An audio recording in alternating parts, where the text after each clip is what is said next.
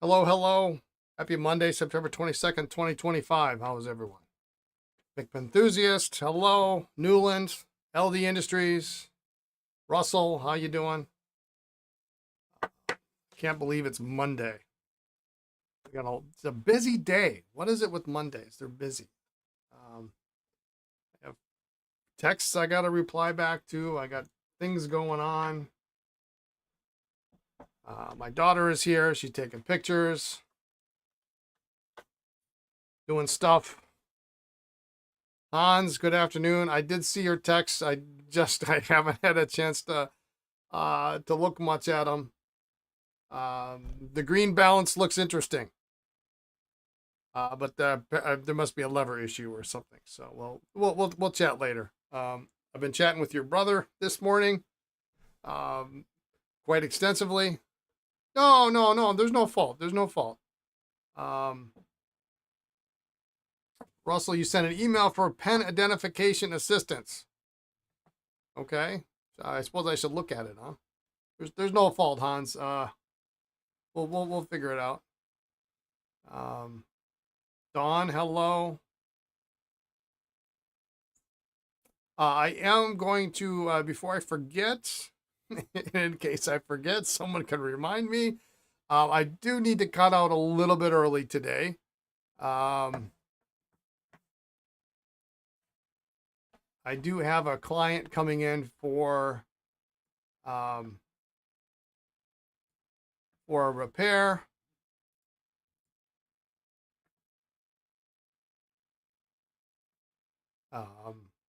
Right around 5 o'clock. So I think I'm going to cut out about 4:30, 4:45.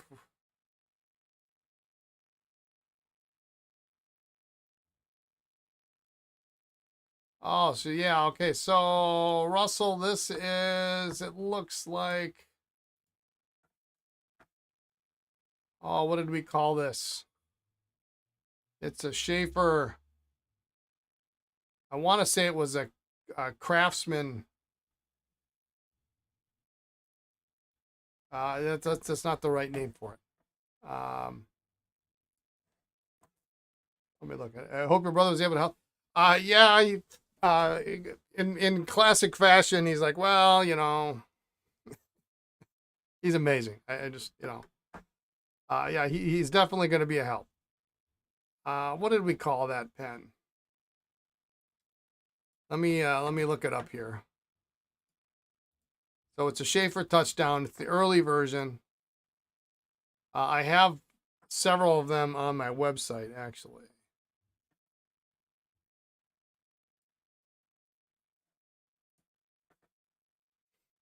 Let's get that done. No, it's not an Admiral.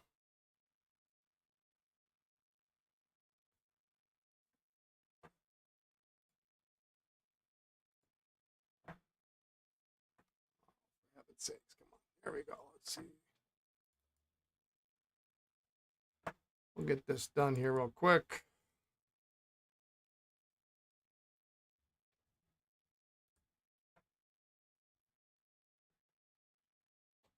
It was a steel nib version of the Touchdown, and it had a funky name we came up with. No.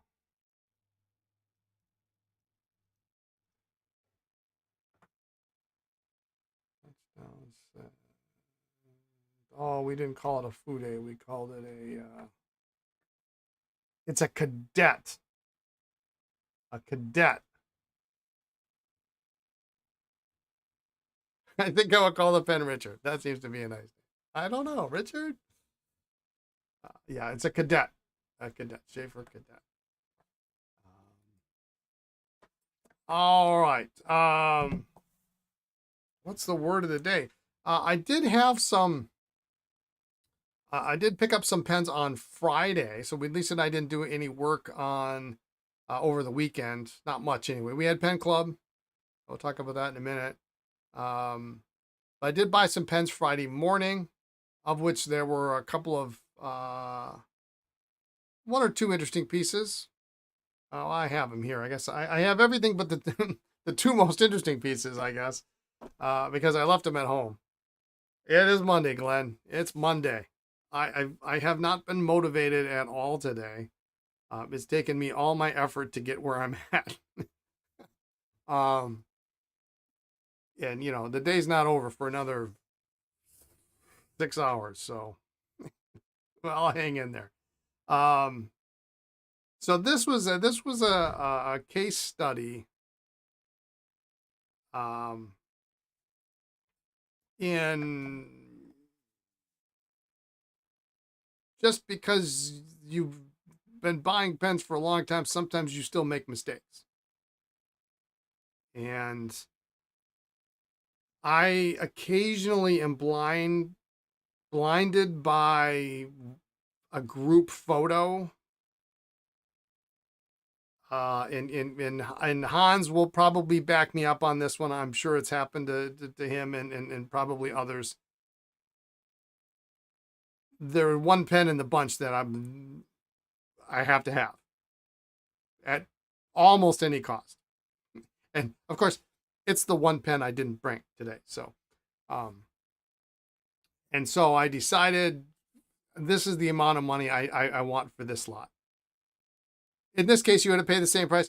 Yeah, I know we'll probably have a debate over who's the cheapest, and I'm not sure who would win. But I'm also not, you know, you do sell some of your gold nibs, so at least you're recouping some of your money. I have yet to do that. I suppose I ought to one of these days. But I was really blinded by this one particular pen, and I'll bring it in tomorrow. And then the rest of the pen, there were some other good pens, but when they arrived, like everything has a problem. Every pen has a problem, just about. I'm still gonna make my money back, and a little bit on top of it, but it's not the deal I thought it was. Let's take a look just for funsies.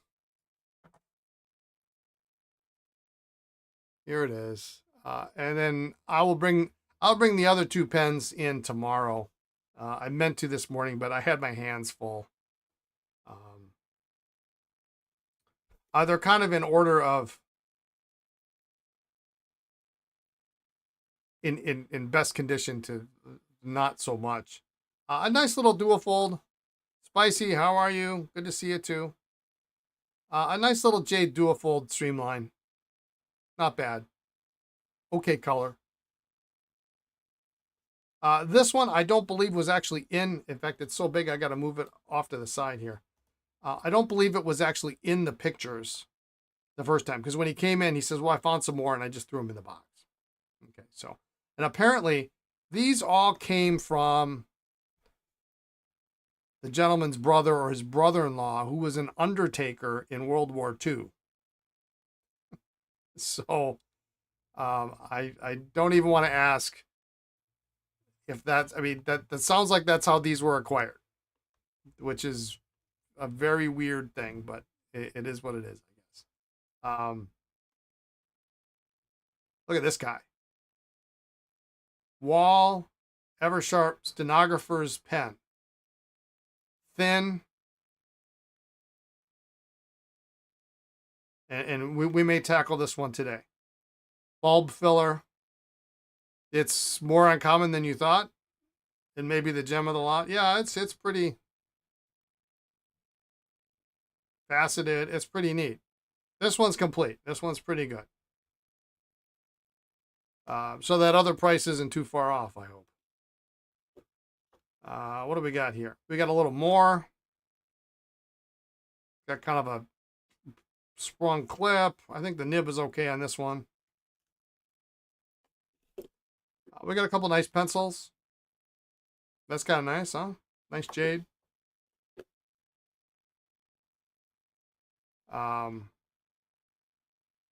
This is kind of fun. Dural light. And I'm like, well, what is this thing here? What does this do? Pencil. Pencil comes out. You take this cap off and you got yourself a little knife. It's kind of crazy, huh? Swing the camera on so we can see the lathe. Yeah, we'll talk about that. We'll talk about that. So this is kind of fun. Kind of unusual.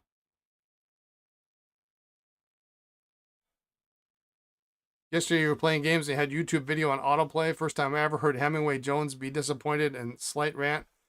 Without looking at the video title and hearing it the first minute, I knew it was Mont Blanc. Thought you were going to say retractable fountain pen for a second. No. Yeah. Isn't that neat, though? Cool material. Pretty neat. What do we got here? This is good service. I think the nib on this is shot. So, do I repair Mont Blancs? Not really. Not really. I was hoping that this was going to be nice.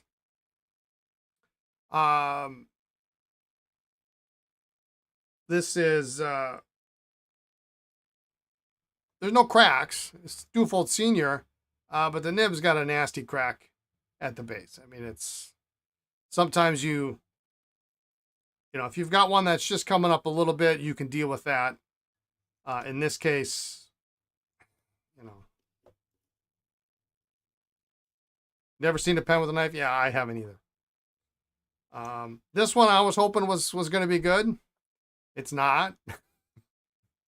They just get worse from here on. It's got a big chip out of it. And I still can't figure out what this is. It looks like it's been here a long time. It's not on any Schaefer flat top I've ever seen. Old Mont Blanc. Old Mont Blanc are good. Yeah. So, I mean, the nib on this is good. The feed's good. The section's good. That's about it. I was hoping, you know, I was hoping these two were going to be good, and they're not. I might have a nib for this one, so that's that. But my luck with lucky curves these days and leaking is not good. This is a gold bond, a kind of a cute little guy, gold nib, but nib is also cracked, so junk. This is a DQ, dual fold quality, but nib is missing tipping, so junk. I might have a nib for that. How does the nib crack? Well, I mean, it can stress. It was taken out, put back in. Wrong. It moved. People try to move it. Too much pressure. Lots of different things. This is kind of fun. Originally, I thought I knew what this was, but it wasn't at all what I thought it was. This is apparently this is all this is. This is a portable eraser. So I guess I'm going to have to actually fix this and put an eraser in here. Eraser and probably, and a lead holder. Well, that makes sense.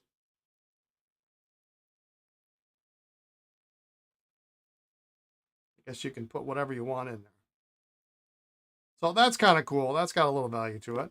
I was excited about this because dark copper Esterbrook's usually command a premium until I noticed clip is broken off. Wah, wah. I think the nib is bad. I mean, there were a couple other Esterbrook's that had like Stratford caps on them. One of them actually had a decent nib, a 2968 broad nib, so I took the nib out. But they were Franken pens. One didn't have a nib at all. This is kind of a fun little pencil. I guess. Here are the pencils. This balance has got a wildly bent clip and no nib. So, like, all right. And I had seen pictures of these pens, but I didn't see good enough pictures. And then here's a fine liner, Schaefer fine liner, lever fill. I don't even know if the nib is good on this. I mean, it's not worth much.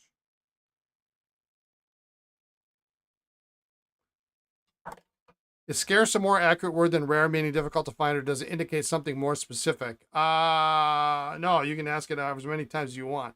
I like to use the word scarce because rare really is overused. Rare is overused. Yeah, isn't that cute? That's what I think you're talking about, Don. That's adorable. It's adorable. It's really a cool piece. Yeah, the cap band is loose. I like to use the word scarce. I think it implies a number of things, whereas rare now is just, it's so overused. Rare should be, and we've talked about rare before. Rare should apply in a very limited set of cases. Small, very small number, maybe less than 10 is probably rare. I like to use scarce or hard to find. But this is my personal preference. Because other words, you dilute the value of the word. So that's these guys. I picked them up. And then there's two other pens. One of them has a wildly broken cap and a missing blind cap. It's a Parker. But I'm keeping it, and I'll tell you why tomorrow. I'll keep you in suspense. It's worth keeping. Yeah, it's cute. And the other one is something special. I don't know how you would classify the desirability of it. I'll tell you what it is. It's a Schaefer, I guess you'd call it full size, oversized. It's the largest size Schaefer secretary pen in red. In red plastic, for lack of a better term. It's got the wrong nib, but it's got a good nib on it. So, yeah, and no cracks. Is literally the best pen in the bunch. And so, and a funny story about that is I told Lisa that these pens were coming in and I was buying them. And I said, just so you know, I'm keeping one pen. And she said, okay, that's fine. I mean, like didn't even phase her. And then later on Saturday night, she says, well, wait a minute, how many pens are you keeping? I said, well, just one. One? Anyway, we might work on that stenographer's pen today. We'll see what we got time for.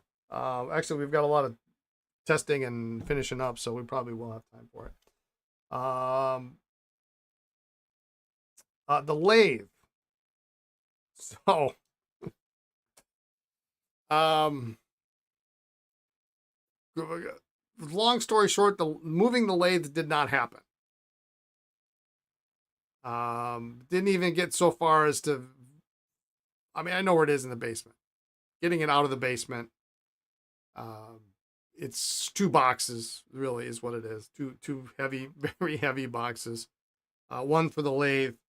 And then there's a second box that has some additional tools and things. Thought about it, but we were here Saturday, and we stayed. We came in, get the postage ready. So my apologies to the couple of folks that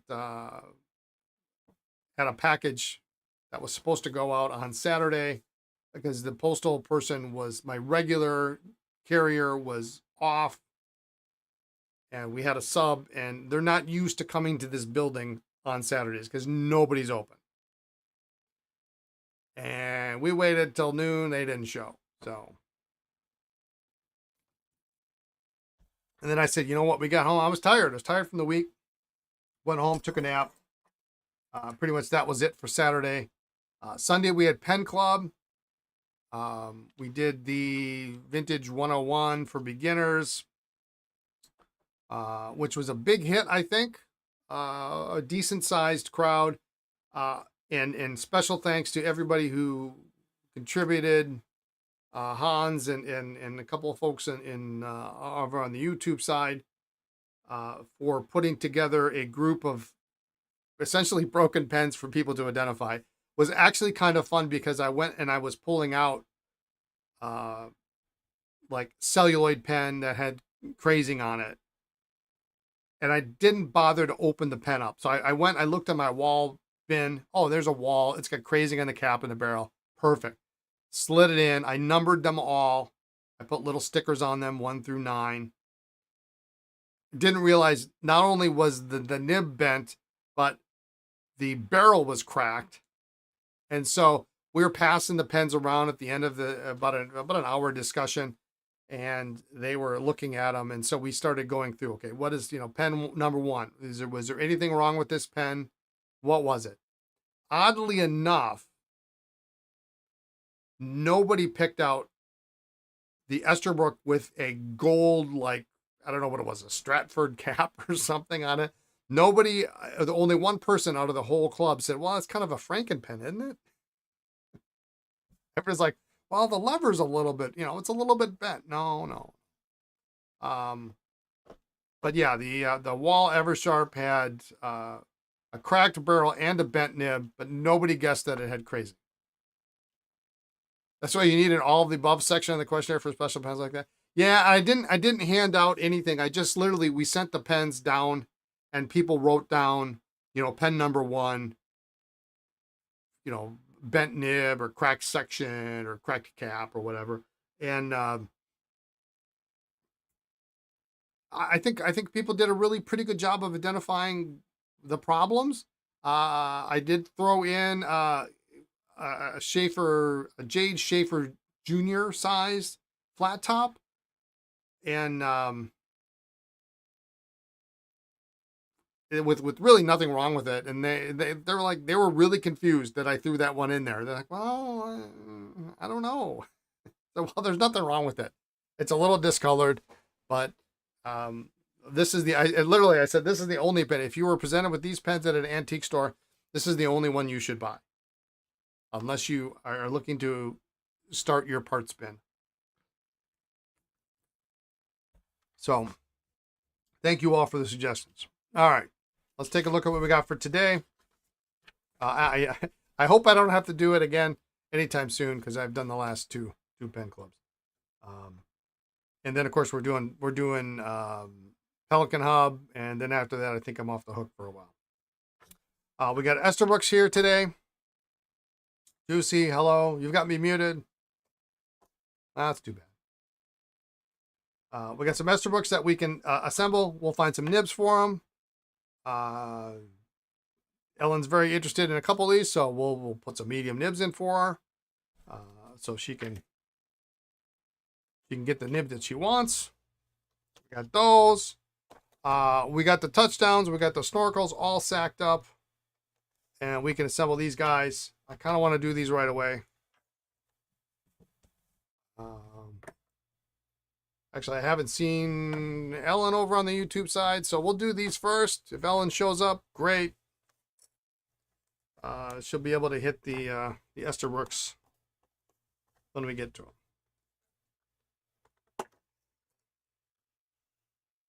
We had a lot of shipments come in today. Got some ink. I got some new paper products today. I'm so excited. And unfortunately, they came like at 1:15. And I'm like, my daughter's here and she's taking pictures and getting stuff ready. We're trying to get in a better schedule and trying to get stuff ready for the podcast on Friday. Getting B-roll shot and in that, and we're like, well, hey, as long as you're here, take a picture. We got some new Marumon, a lot of new Marumon products, and uh, Marumon journals that we just got in. But it came out like 115, so I'm like, well, go ahead and shoot this, and we'll figure it out tomorrow.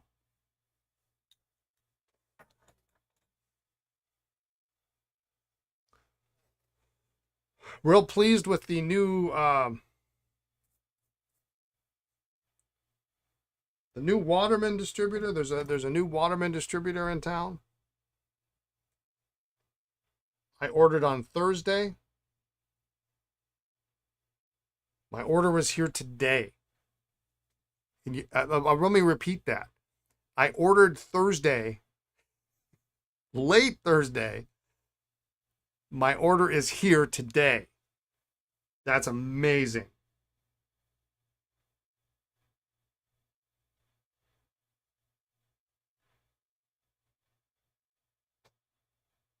I was out of some ink, and then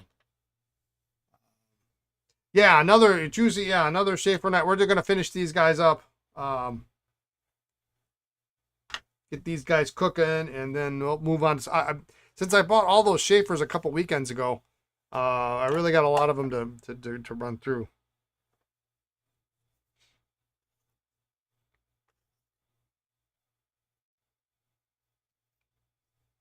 I guess these are my notes here. Clean caps, polished caps, assemble, test. Okay, barrels have been polished. All right, very good. So we're gonna assemble and test them, and then we'll deal with the caps. Well, this looks like a good nib on this one. Although we kind of did this, we did this cap, didn't we? Yeah, look at that.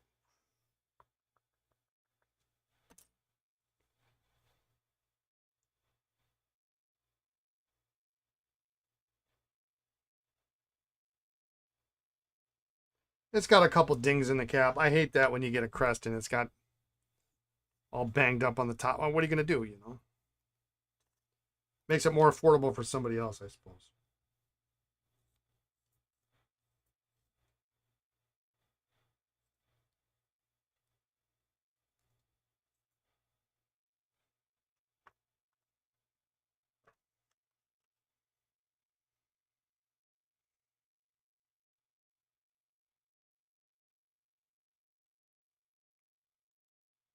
I almost did come home from the pen club with another desk base, but and it was actually a really cool desk base.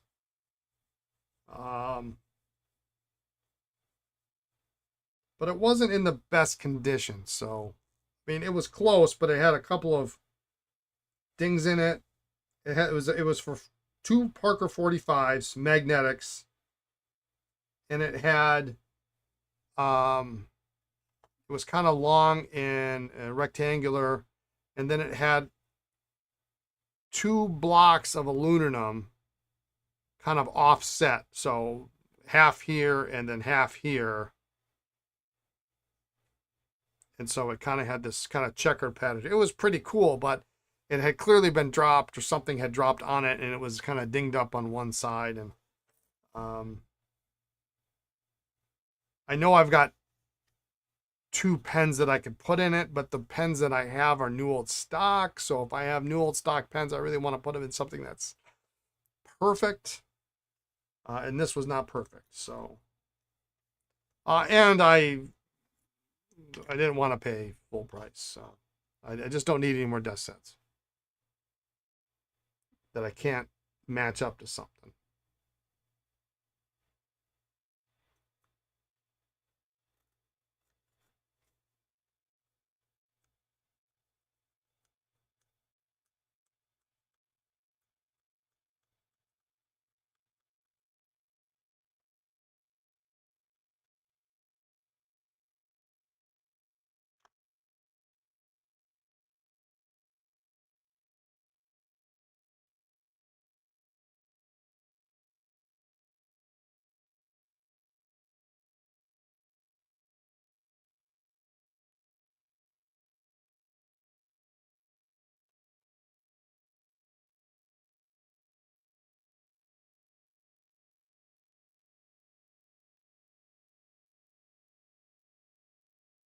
I'm not sure how it's possible, but that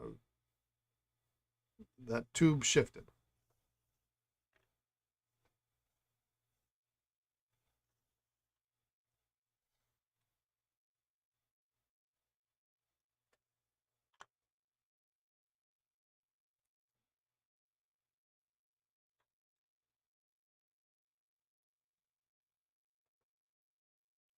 Oh, there it is.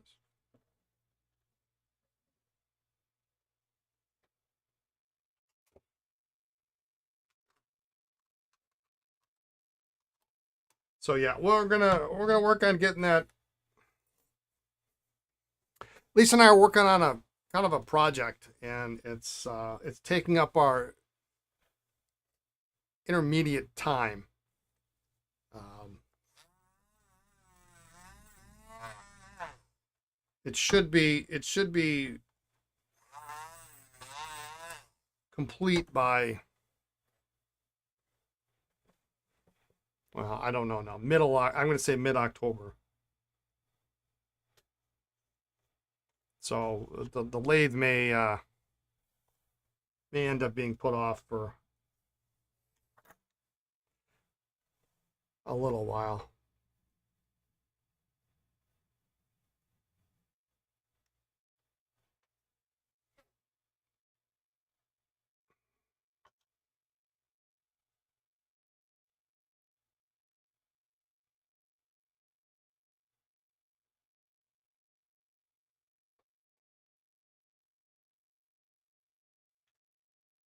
But we'll get it here.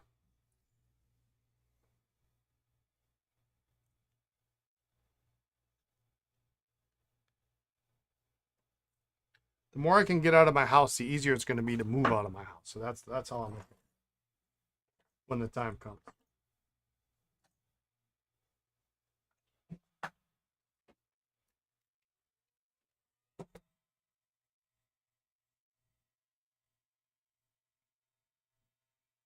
PB Pickett, hello, how you doing?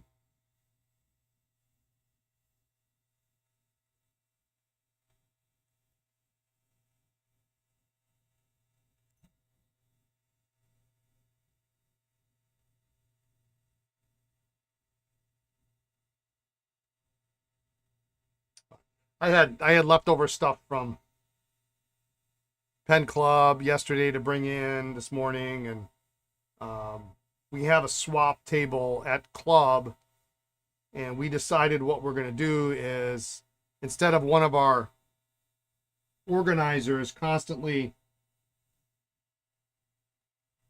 dragging it home with her and bringing it every month, and some of it is like pretty much repeat stuff um, that nobody has taken off the swap table. We're gonna divvy it up into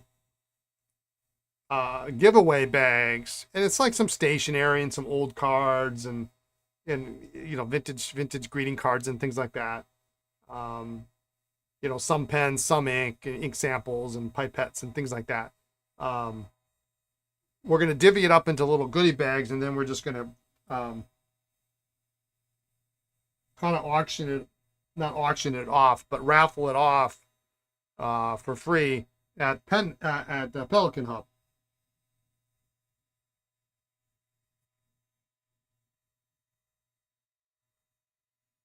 And if you're not in the club, you have a higher chance of getting it, because at this point everybody's looked at it and said, you know what, we're not interested, but maybe somebody else would be.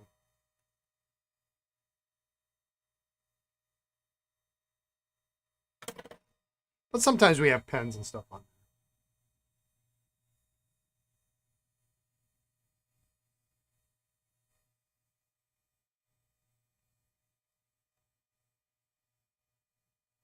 Good afternoon, Indy. How you doing?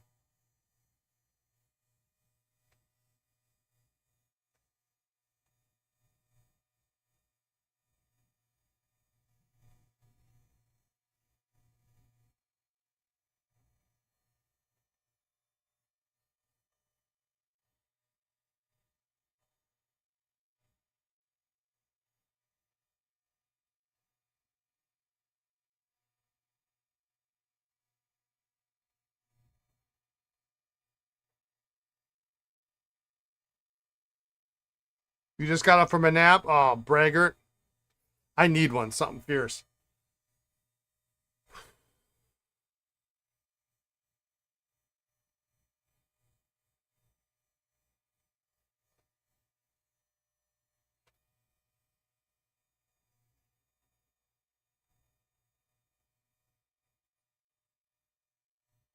Is it bad that I'm looking forward to Saturday afternoon already?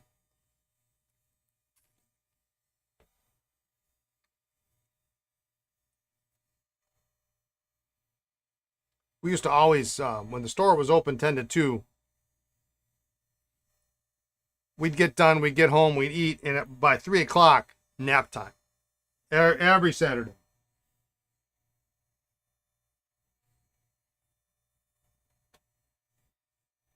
And now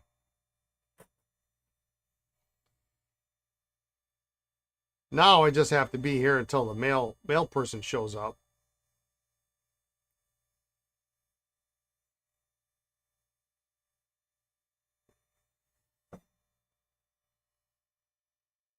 At noon. You may have to resack your Esterbrook J. Yeah, 2 or 3 is nap time. Yeah, and then we don't go till like 5 o'clock, maybe 5:30. Come on, get in. Because anything past that is no.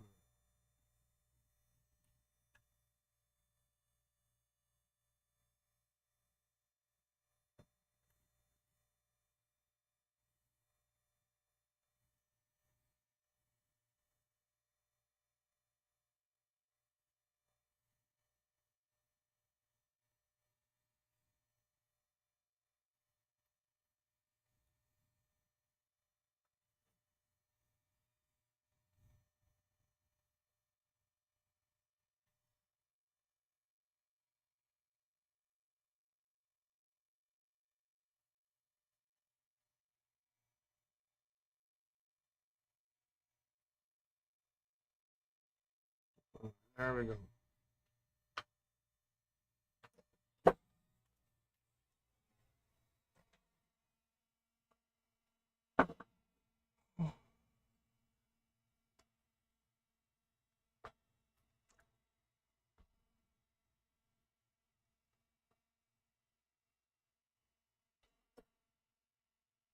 Update about the stuck piston on the multigrappa.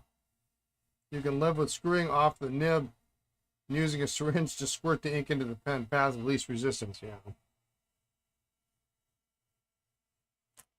Well, I mean, you never know, right? I mean, you never know what the manufacturer's going to do. I actually received a pen back today from a manufacturer, and they threw it as a personal pen.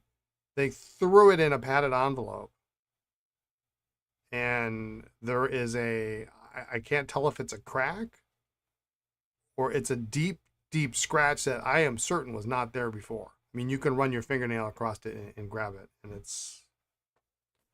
Um, I was shocked. They did literally just threw it in a padded envelope. I'm flummoxed. Like, what am I supposed to do with that? Um, they don't make it anymore. They fixed it. They fixed my problem, but now I've got another problem. No note, nothing. I mean, they did the repair for free.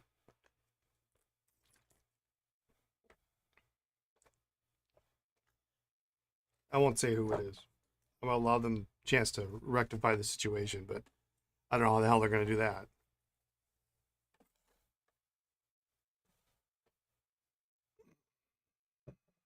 All right. Sorry if I'm a little slow today. I'm not with it.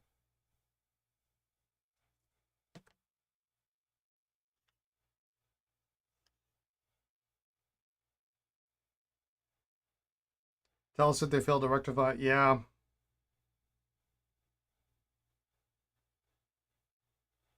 It's and the reason I'm not saying who it is because it's shocking that it's from this company. I if you'd have told me if somebody else would have told me that this happened to them, I said, you're lying. There's no way. There's no way they did that.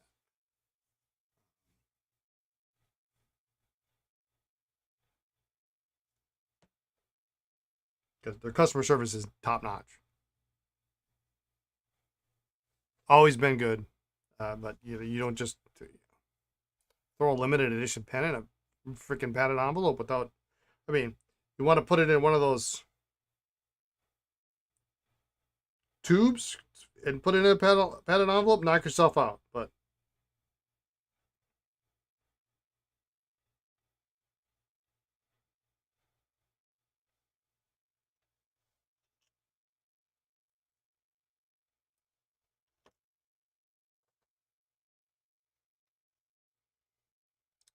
I know this one is not aligned right.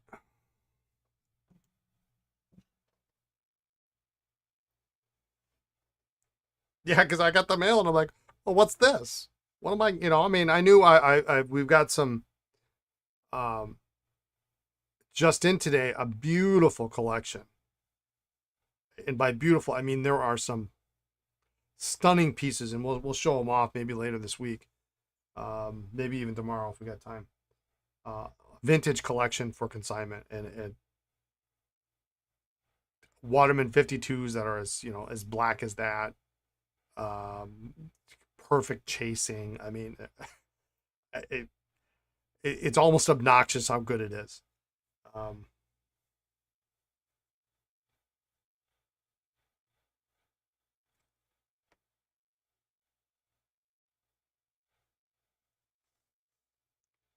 so that was pleasing to see.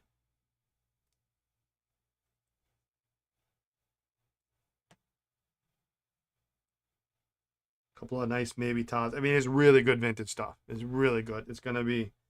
Um, I just need to verify what does work and what needs to be restored. In fact, I'll keep checking my email. If they respond back to me today, then maybe we can even look at it today yet. But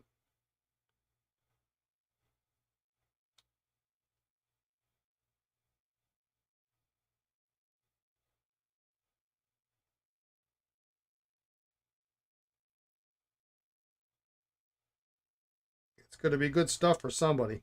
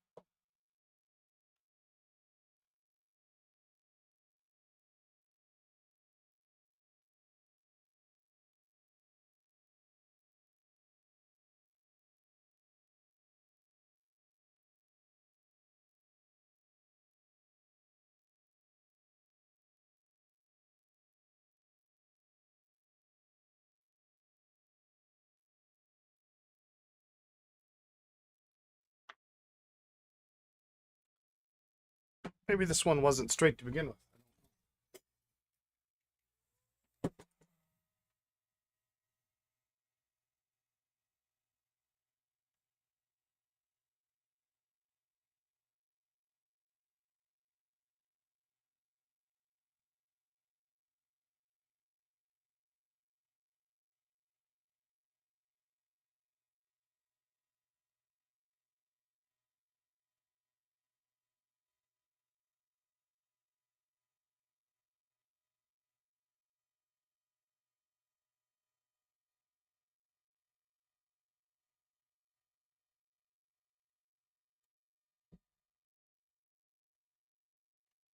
Not want to move.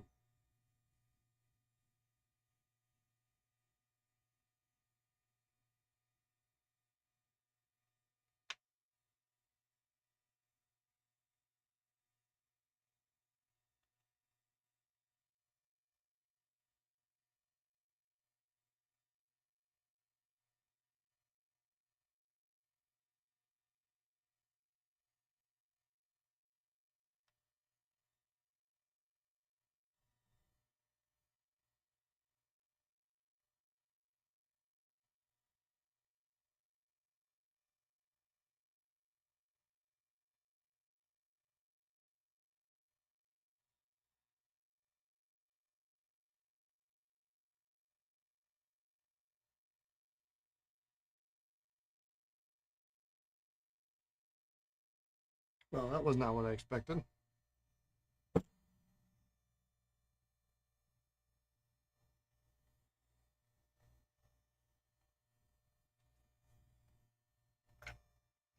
Trying to pull the snorkel tube out just so I can get it to move, and I pulled the whole thing out.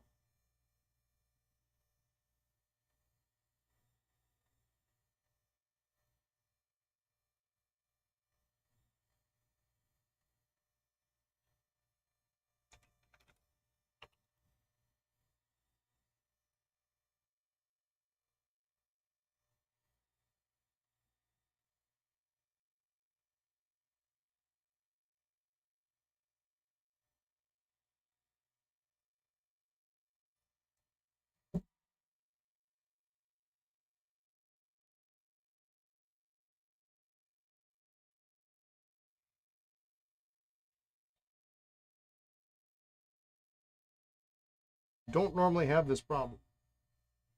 It usually moves far too easily.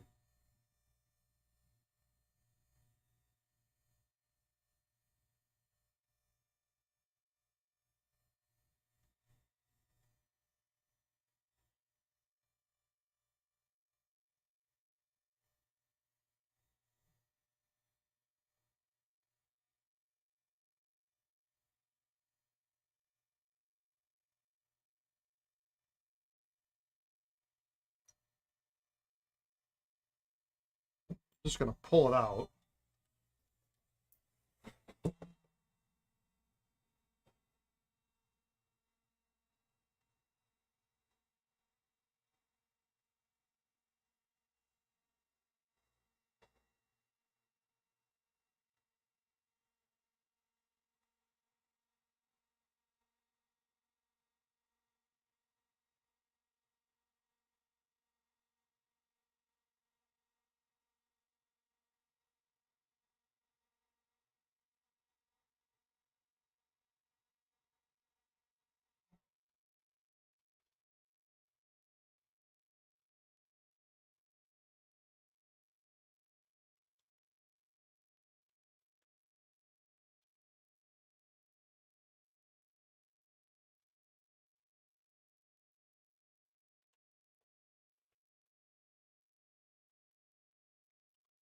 All right, let's try this again.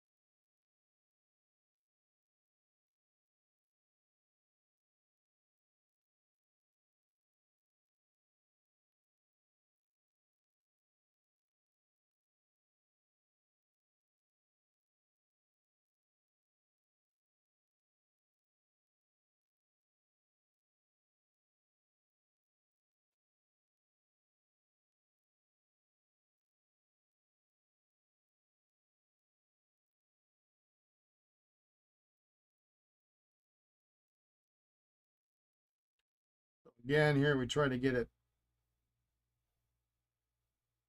really pretty perfect.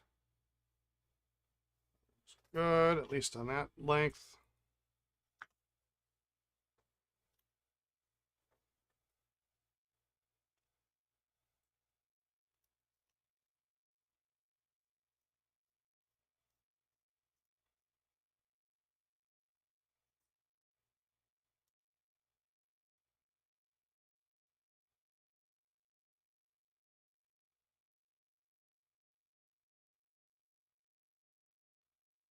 Except it's a little bit too short.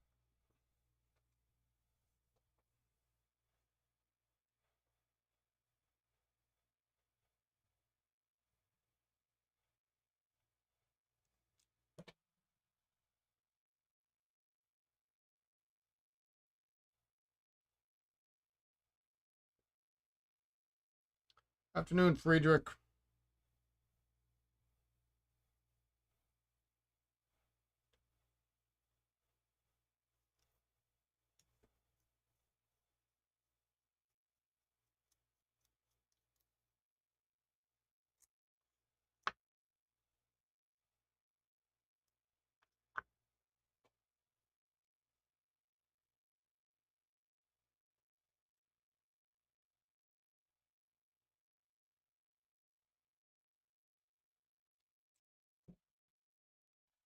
This is the fiddly work.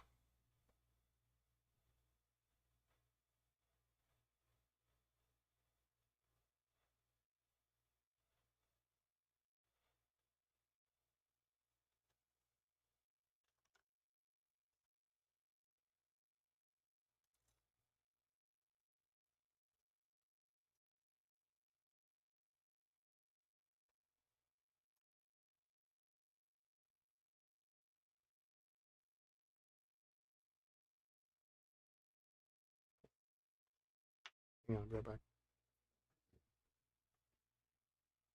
What? How you doing?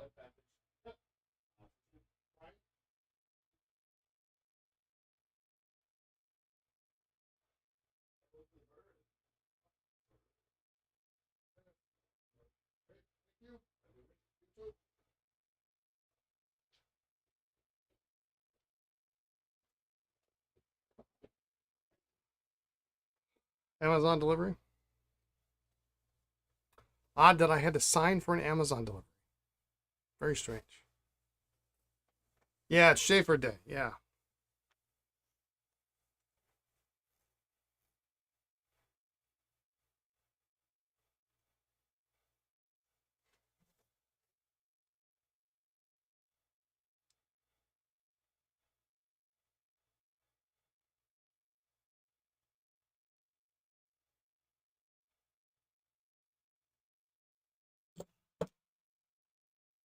I don't think I've ever signed for an Amazon delivery.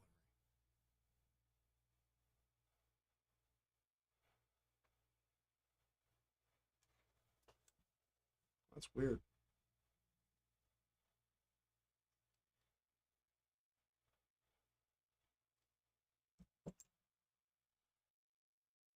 Must have been $1 million Amazon order. I'm trying to think what it is. I'm real curious now.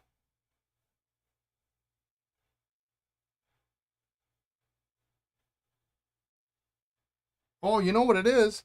It's little labels for one of our label printers. It's in a box. There is no way this is a high dollar order. There is no way. I can't believe it for a minute.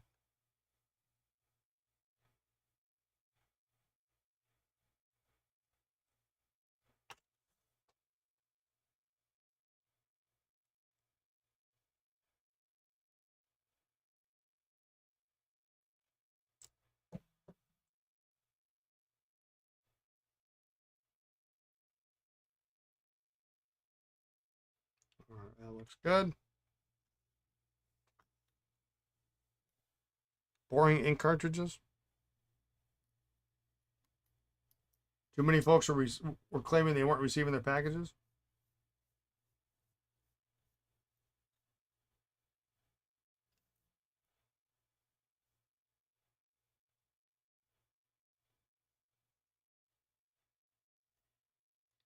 You had to use one of those silly codes on a $250 pen chest order.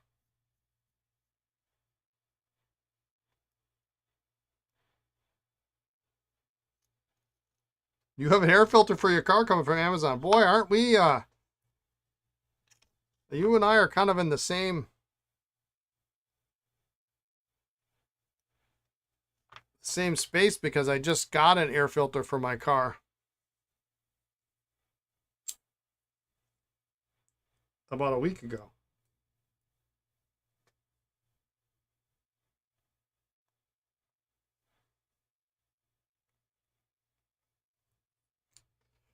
And a view filter because it was just ridiculous with the price that the dealership was going to charge.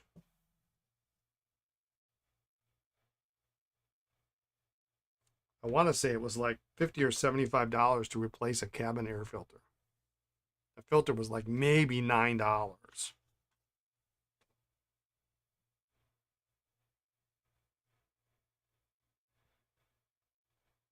said, yeah, I don't think I'll do that myself. Timing belt, yeah, you can. So we had to do our recommended service,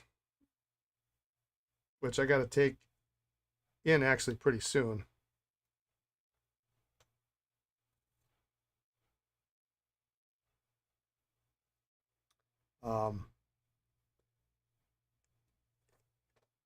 They want to do the timing belt, and so I just for fun, I said, oh, let's see if I mean I know it's a pain, right? I just know it's going to be a pain, but there's a video on YouTube for everything.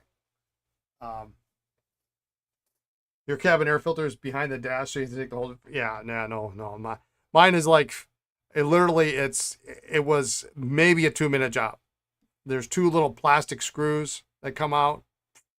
Pull this thing down, slide this thing over, pull the old one out. Boom, you're done. So I look up how to replace a timing belt on a VW Passat diesel. I start watching it, and I know it's going to be bad. It's completely beyond my level of comprehension for and patience for automotive repair. But I want to see what Lisa's response is while I'm watching this video. And as they start to pull it out, okay, here's all the tools. It's 15 minutes long to tell you all the tools and parts you need. 15 minutes. You need this screwdriver, this bolt set, this, that, the other thing, and you got to get this part and then this equipment group. Yeah, and really, seriously, there's somebody out there who's watching a video how to replace a timing belt. I mean, it's insane. It's really insane.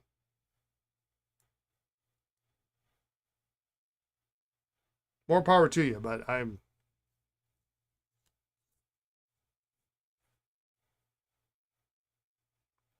All right, those are good. I'm not doing it because I also don't have. I don't have a free weekend or a garage to tear that crap apart. You'd watch a video like that to put you to sleep? Honest to goodness, I once watched a video. Your dad was a mechanic, ain't no way. Yeah. I mean, I've done some stuff before. I'm not incapable of doing automotive repair, but it's different when it's your only mode of transportation. So if you screw it up, I mean, when you start taking it apart, it better go back together and it better start by the end of the day, I once watched a video on YouTube on how to fix my washing machine. And it was my washing machine. And I'm watching the video, and the guys, it's a pretty amateurish video, and which is good, right? Because you don't need a guy in a mechanic suit to tell you how easy it is to repair something. I need some guy in a t-shirt and a baseball cap to tell me that on the weekend he fixed his washing machine.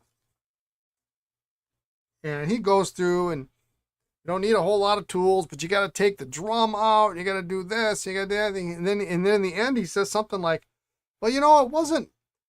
All in all, it wasn't too bad. We got it done, and it only took 6 hours." It only took 6 hours. 6 hours. I go to the store, buy it, bring it back home, and plug it in. It's done. Less than that. Yeah, right. Yeah, 35 minutes into the video, it was time to go to Best Buy to order anyway. That's exactly what I did. I mean, and I have replaced certain things on the washing machine or whatever before if they're easy. But this guy was like taking the drum out, and he's fixing something on the drum and I'm like, no. I can't remember if he got a torch out. I mean, you get a torch out, I'm out. I'm not doing it. I had a torch. I don't remember what happened. I think I got rid of it. I got rid of it when we moved. All right, let's take these guys up. You've done toilet repairs based on YouTube, and that was enough. Yeah, yeah, yeah. Like I want to do some stuff here at the store, but at the shop.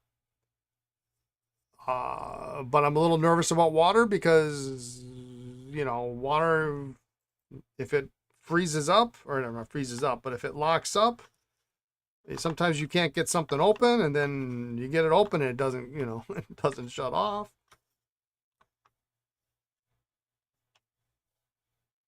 Pen repair without a torch. Hopefully you kept your alcohol burner. Um, I used to have one. I used to have one.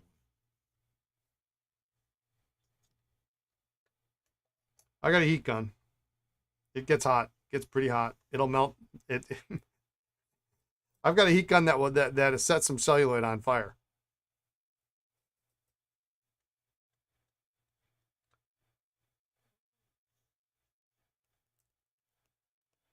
You had a front load washer that died on you a month after the warranty ran out. It was going to cost the same to try and repair it for buying a new one. Yeah, yeah. Isn't that how it always works? I had something similar on my VW because when I bought the VW, it was it was part of the Dieselgate thing, and so I had like this 10-year warranty on this thing, 10 years from the date of manufacture. But so I had quite a bit of time on it, and it expired like in January. It expired in like December, and in January I had a problem.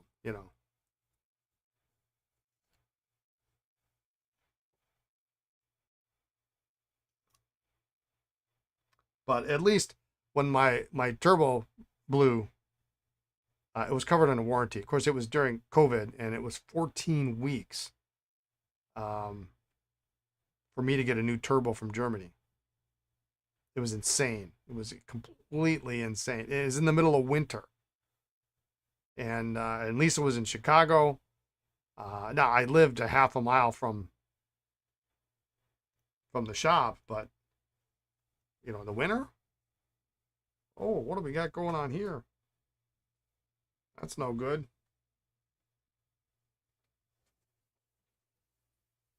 It's time to get rid of this bottle.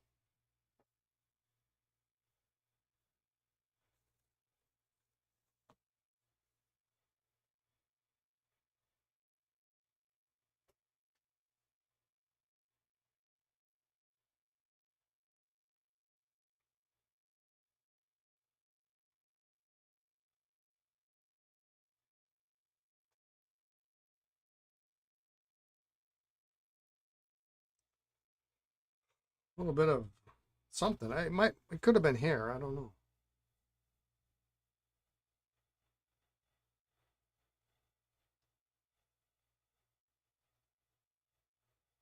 Yeah, I think that's hair. I got cat hair flew into my.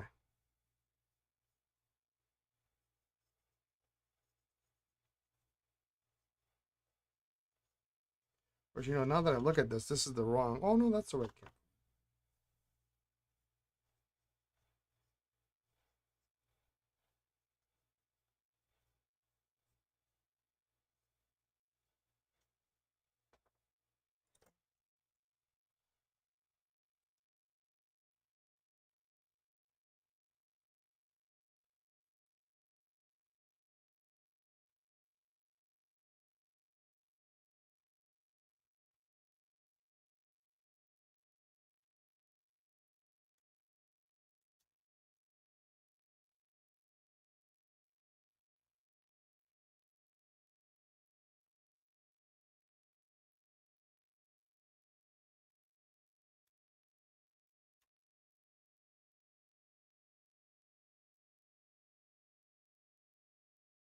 Just slightly off.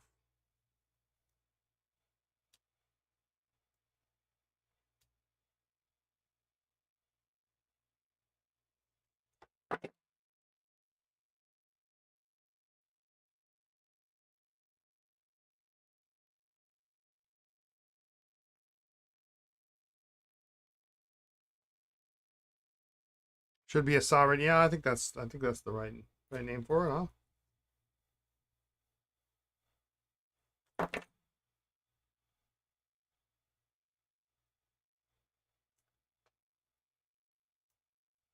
It's got that kind of squiggly line cap to it. There we go.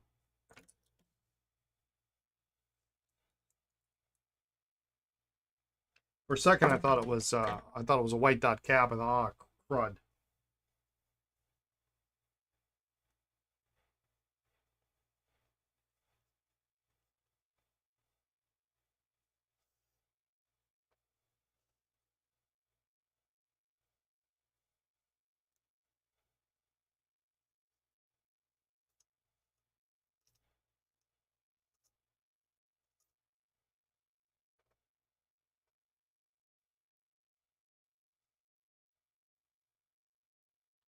I wish they'd have made it easier to identify what's what.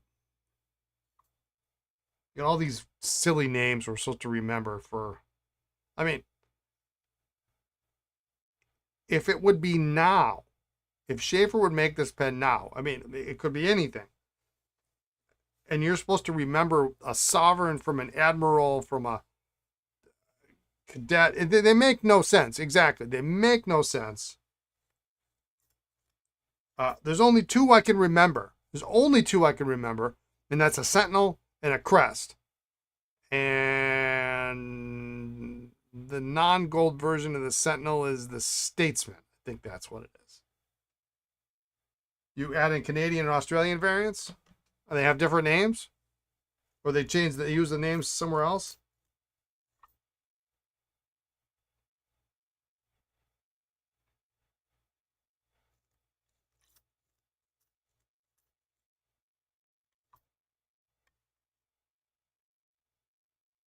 Yeah, I mean, if it was a new product line, I would never ever. Can you imagine? I mean, we used to swap nibs and stuff all the time, but I mean, if you did that on these, cross the name off the box.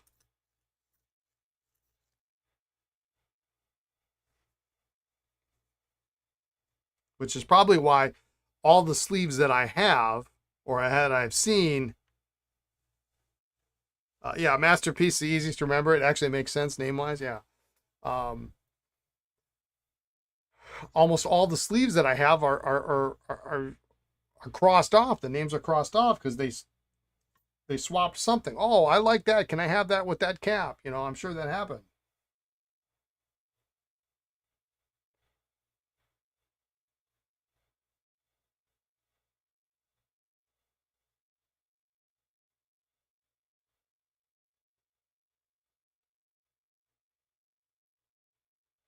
Is there any connection between the Statesman and the Waterman Stately?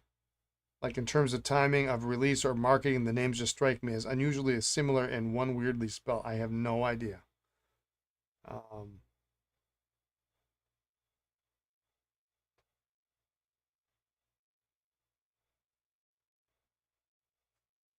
no idea.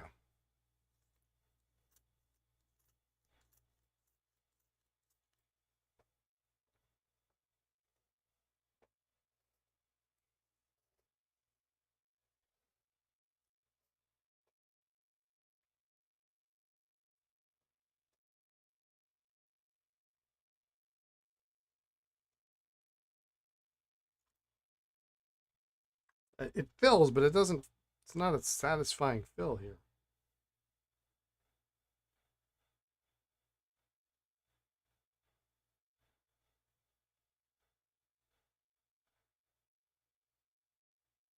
It's interesting how pen companies compete with small changes to design or presentation. You know,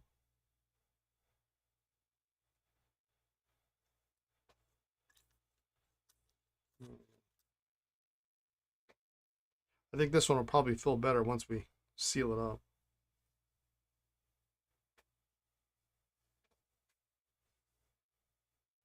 Yeah, and companies don't really do that now, right? I mean, the biggest imitation that anybody does is, oh, they're using rainbow um rainbow colored trim. We're going to anodize the aluminum so that it's, Kaweco did it. Yafa does it on every pen. Monteverde, Conklin.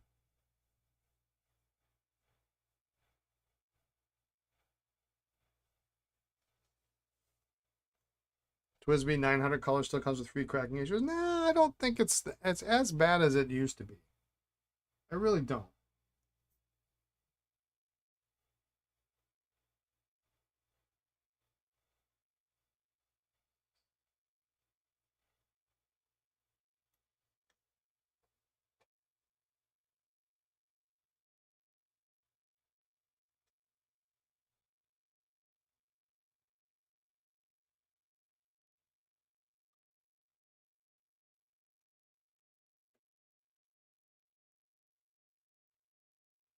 I'm still a firm believer that there is a direct correlation to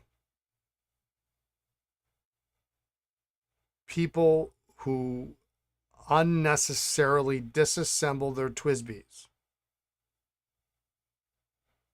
and the number of people who report them cracking.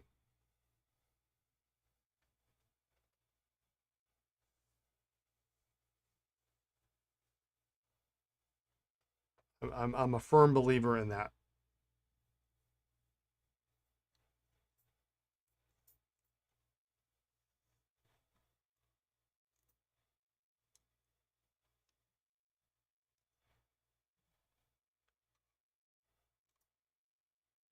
What's going on here? Not snorkel day here at Cardinal Pens. Um,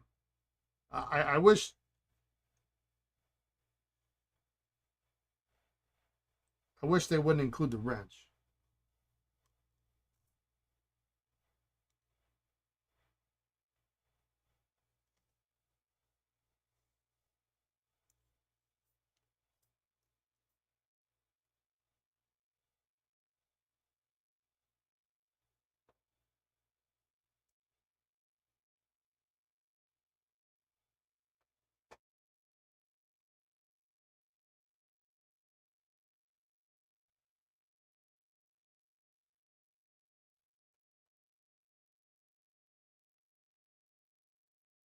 You did talk to a plastics guy. He said the problem comes from them using an acetone wash to make the pens crystal clear, and that weakens the plastic at any joint that has stress.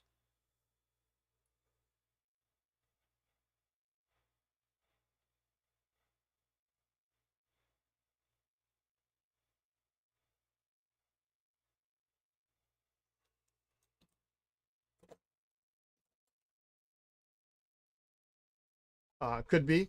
I'm not disputing that.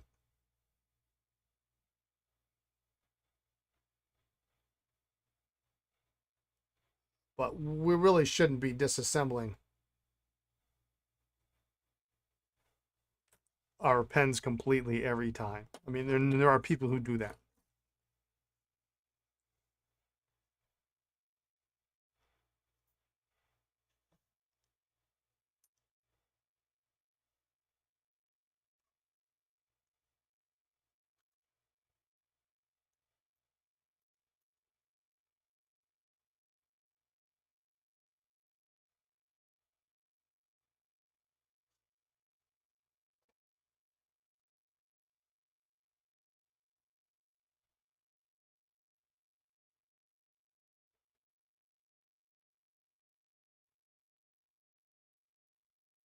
This is just not filling at all.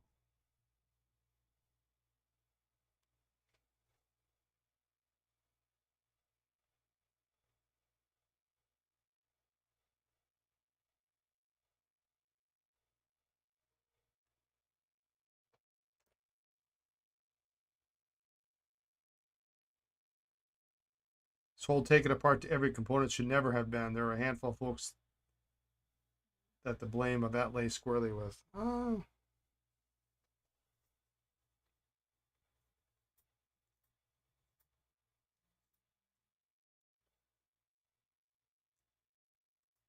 I don't know that we have real data. That's what I'm saying. I'm just.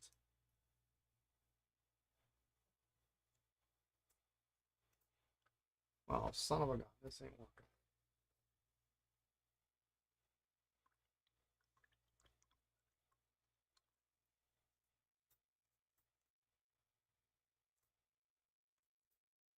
think our tube is clogged.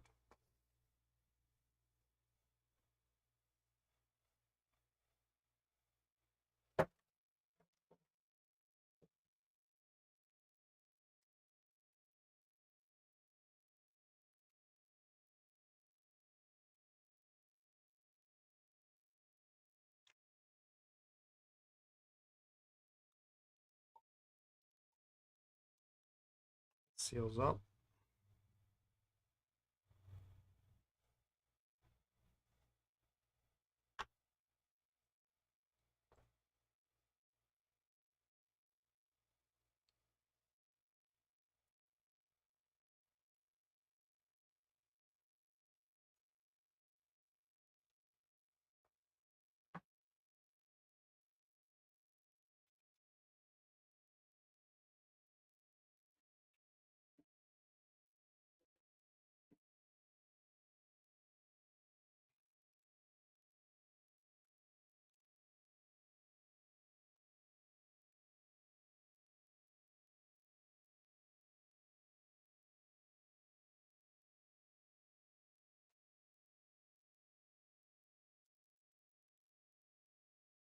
Oy vey.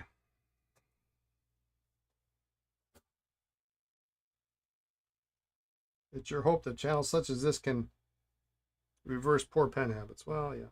Thank you.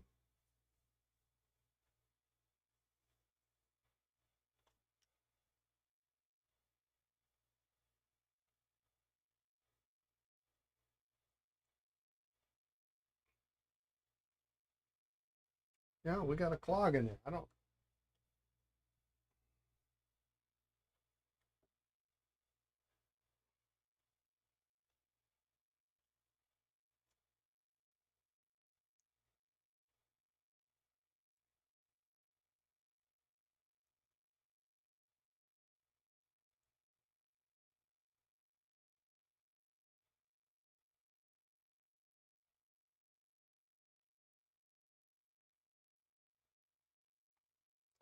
That is the problem.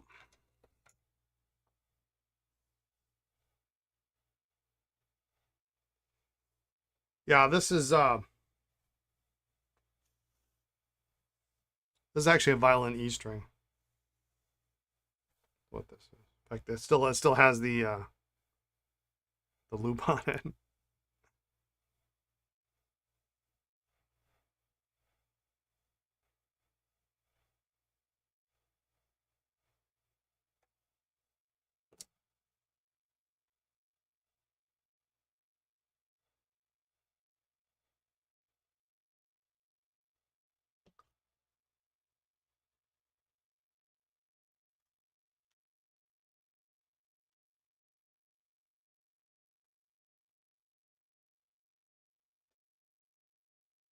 Well, I think there's a lot of, the pen industry is completely different than it was 25 years ago. Um, there's all sorts of things that cause problems.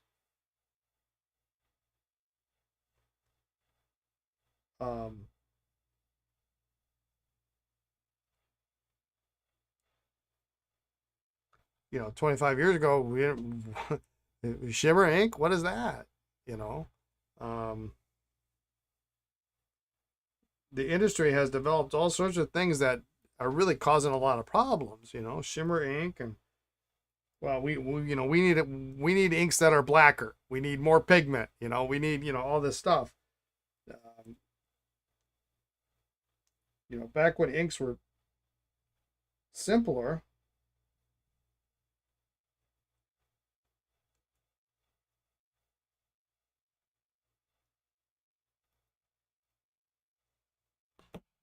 you don't have those problems.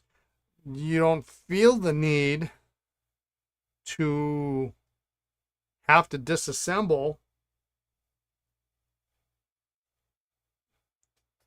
your pen after every cleaning. And then, of course, we've got people who may be OCD and it has to be perfectly clean. And now we've got transparent pens. So-called demonstrators, I realize is not the correct use of the word, but we really can't get away from using the word because that's what some people call them. Transparent pens, and then people swapping different nibs and swapping different feeds and feeds and nibs that are readily available for such modifications. You know, every pen's got to have a flex nib, so we got to disassemble something and put a flexible nib in it. You know, I mean, that kind of stuff didn't go on 25 years ago. If it did, it certainly bypassed me because all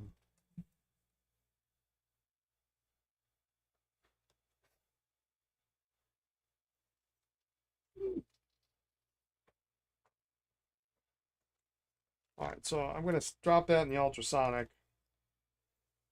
I think it's clear.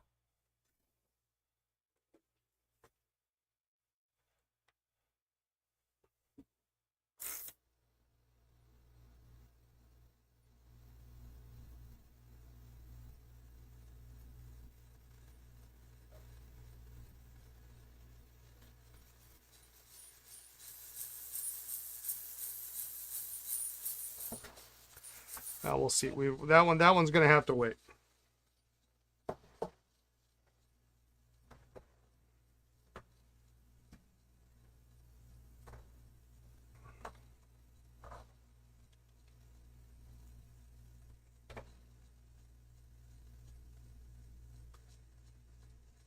You were just emailed some of Father Terry's repair instructions from 30 plus years ago. Talk about terrifying. It was the best possible at the time. Yeah, yeah. Dubiel's instructions. Yeah. The worst part is the person who sent them to you still follows them. Conklin repair manual from the 40s that suggests wrapping this section swiftly and firmly against the table corner to release it. Yeah, I've seen that too. Yeah, just hit it on the bench. Yeah, but if spare parts were available, yeah, if it broke, just pull over the, you know. Yeah. Parker Conway Stewart used to credit 1/3 of the price for broken nibs and trade-in. Wow. All right, so that guy. Well, we're gonna let that one sit. Deal with that later.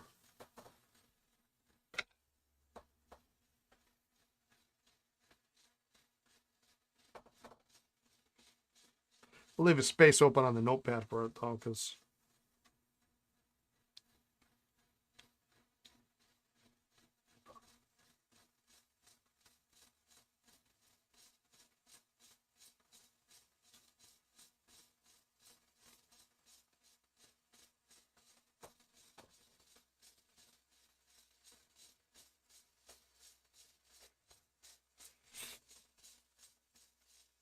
oh, that's nice.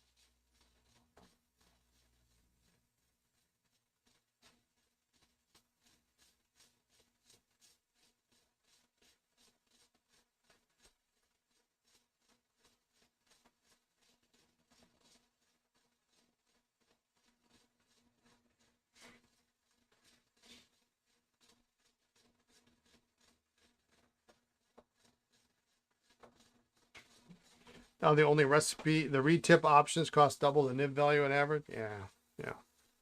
If you can get a retip.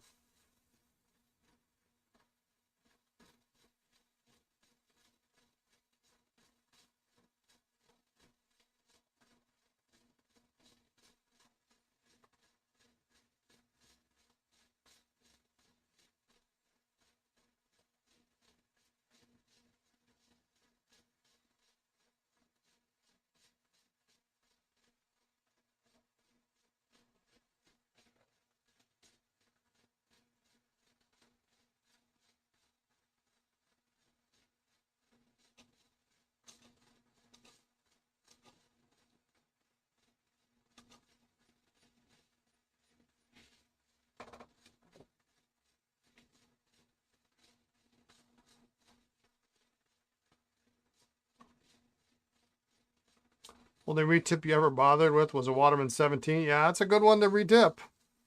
if you got the right nib. Those are scarce.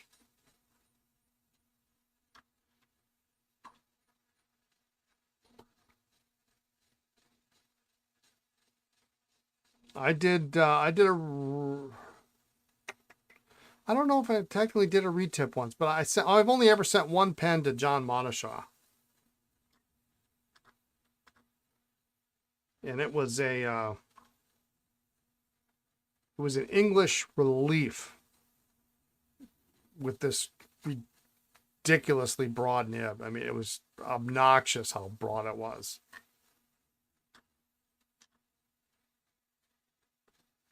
I don't think he, now that I think about it, he probably never retipped it because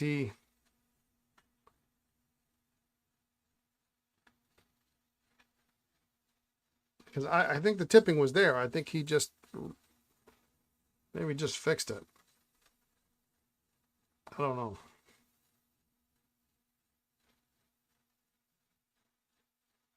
It was a long time ago. Holy cow, it was a long time ago.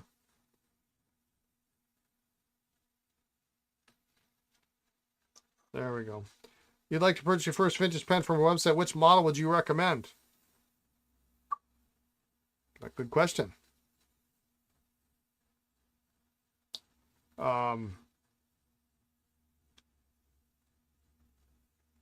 There's a number of good options. I mean, Esterbrook is always a solid choice if you've never had a vintage pen before.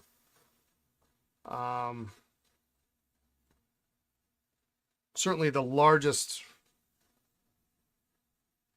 number of nib options on the site. I mean, as far as extra fine, medium, things like that. You know, what do you like the look of? Do you need a friction fit cap? Do you need a screw cap? Is there a filling system that you like?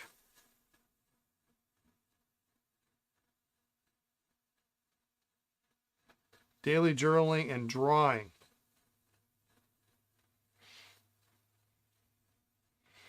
Quite honestly, I don't know exactly. We got a lot of Esterbrook, but I'm thinking if you want something with ink capacity, I might have some. I might have some Schaefer vac fillers, which will hold a pretty good amount of ink.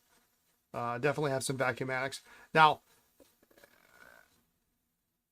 when you say larger pens, you need to understand that in this grand scheme of things, vintage pens are they're not like modern pens. Modern pens are large, or they're oversized compared to what. Yes, there were what they called oversized pens. Those did exist, but modern pens are larger than vintage pens on the whole. A standard size vintage pen would be considered small by today's standards. Just so you understand that. And to get an oversized vintage pen adds dollar signs onto the price when they're available. Just so you're aware of that. You know, like the largest Esterbrook ever made, the Model J. You know, I mean, they make Esterbrook makes a pen right now.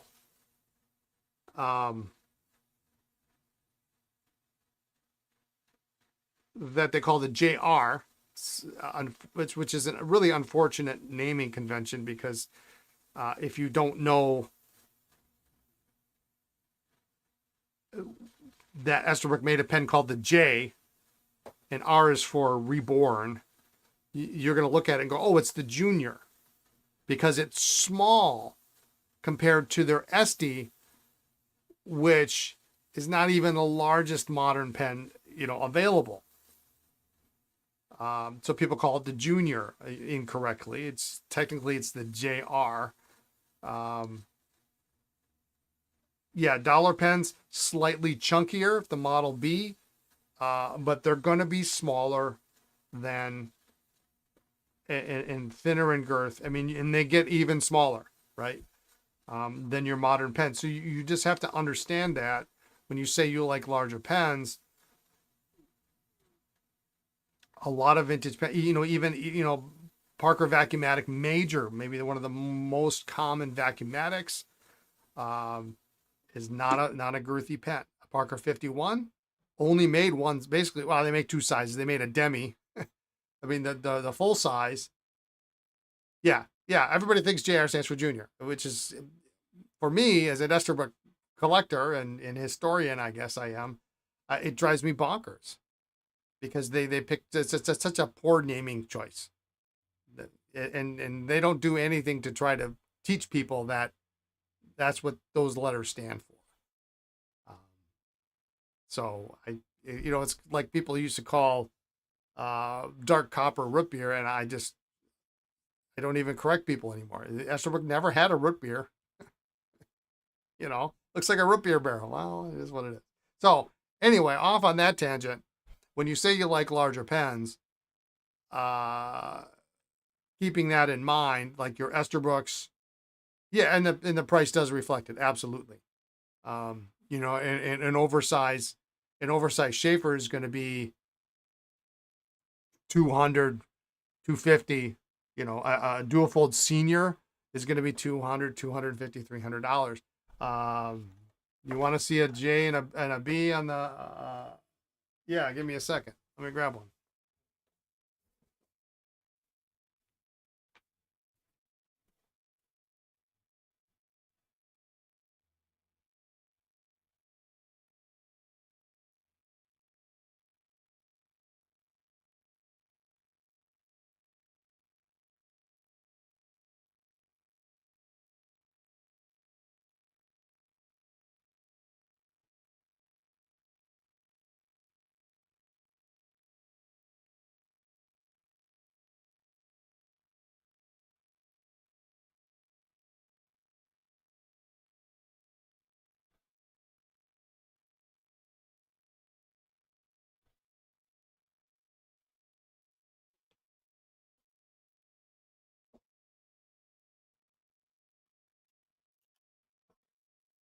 Um, so here's a couple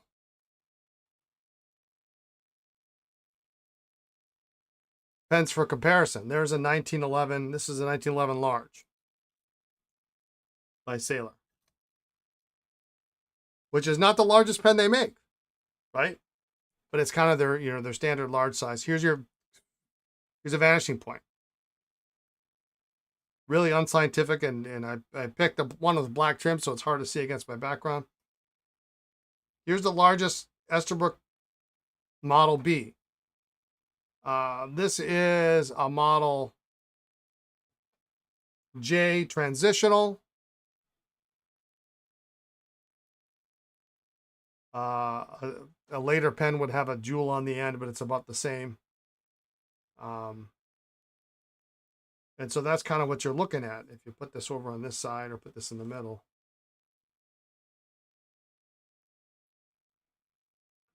So,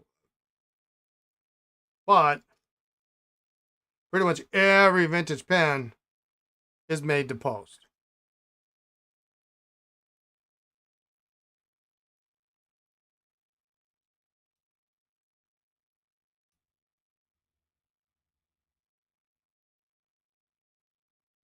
Whereas that's not always the case today.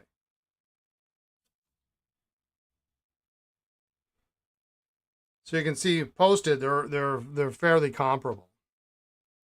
The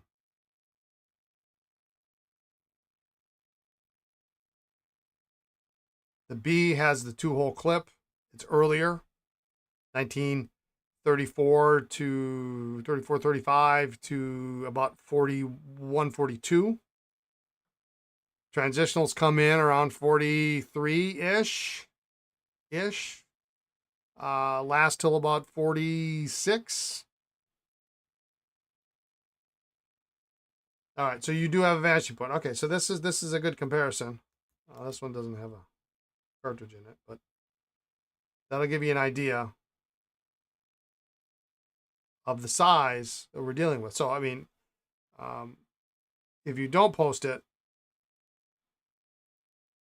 there's your difference. But the nice thing about Esterbrook is the nib units are interchangeable. So you can unscrew this nib. It's easy. You can replace it with another one. Now they're becoming less and less available, but they also interchange with Osmoroid, which had a lot of funky calligraphy type tips. So there's some fun ones there, and I've got a ton of those. Kind of different options. They're all new old stock nib units, italics, and some obliques, and all sorts of really fun stuff. And they'll fit these pens. Take the nib out, throw it in. But I also have, I've got so many of these that I probably have this exact pen in like extra fine, medium, broad, lots of different options, maybe even an oblique. And and the same thing for this one. Esterbrook made 6 colors. Yeah, they made 6 colors: black, blue, green, gray, red, and copper in both series. I kind of like these transitionals with the flat barrel end, and then they've got the a little bit more of a rounded top. But read the description about the nib. So you don't, if you're not familiar, which I take it you're not, Esterbrook numbered all their nibs. So there's a numbering system. It makes no sense. There's not really much of a rhyme or reason to it beyond the first digit. So they're 4 digits. The first digit really kind of indicates what class of nib it is. So there's a 1000 series, a 2000 series, and 9000 series are the 3 most common. There is a 3.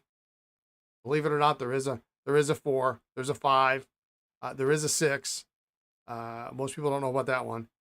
There is a 7 and there's an 8. So there is, there's one for everyone. But the ones for fountain pens that you'll run across are 1, 2, and 9, and in that order is the quality.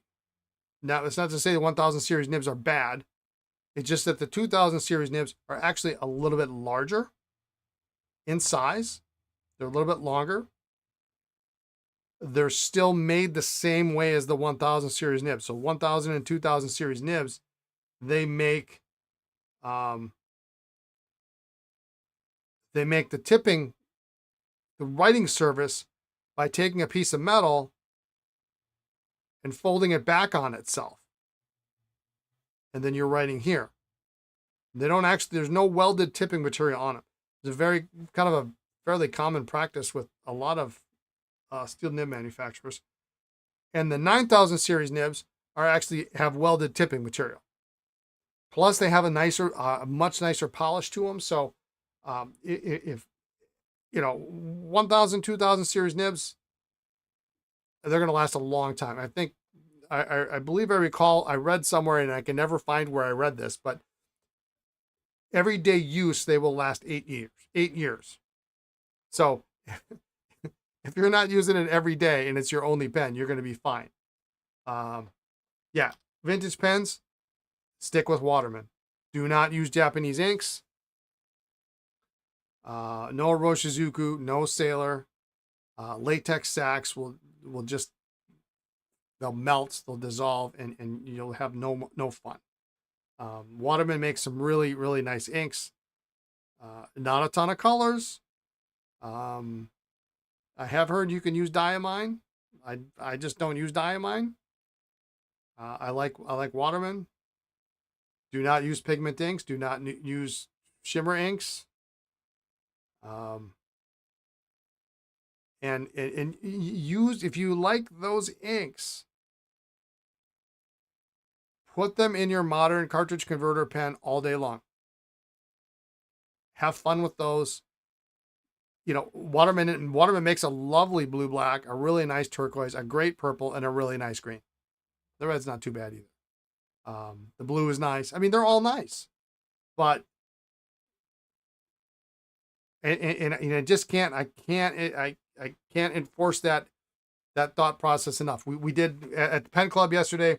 People get a kick out of this. They always say, okay, we had a discussion of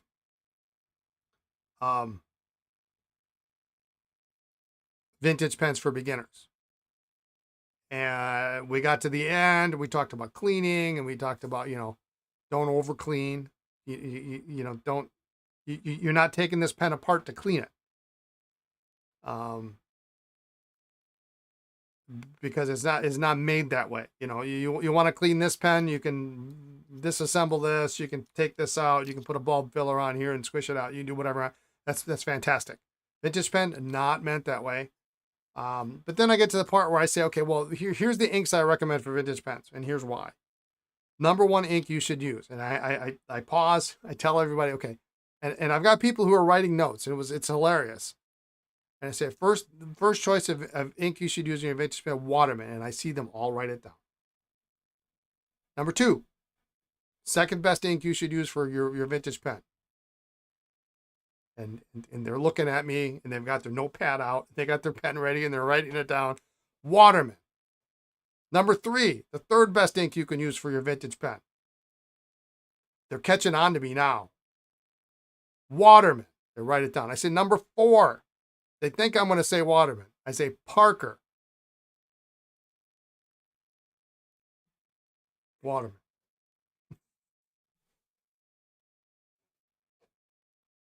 You don't do the new trend of inking up 50 pens and letting them dry out. Vintage cap seals, while good, still aren't 100%. Yeah.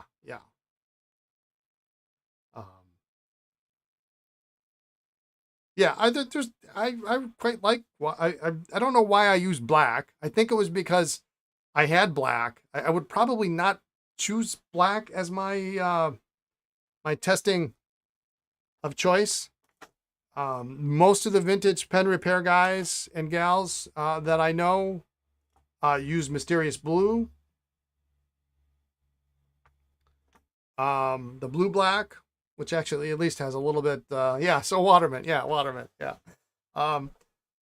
The Mysterious Blue has got, a little bit of a flavor to it. The black's not bad. I mean, it's not the blackest black, but, it's the thing about Waterman is it washes out easily. Because what you don't want to do is you don't want to sit here and spend 30 minutes trying to clean this pen. Number one, who's got that kind of time? Number two, it's not great for the filling system. What about Schaefer ink? Schaefer ink has always been pretty good too. Now, what I don't know and I haven't tested thoroughly is the new ink is now assuming, if we're assuming that, and it's an assumption, the new ink is using the same formula. It is now made in India. It's not made in Slovenia or wherever it used to be made. But yeah, and if you're not going to use it, definitely flush it out. And it doesn't have to be perfectly crystal clear.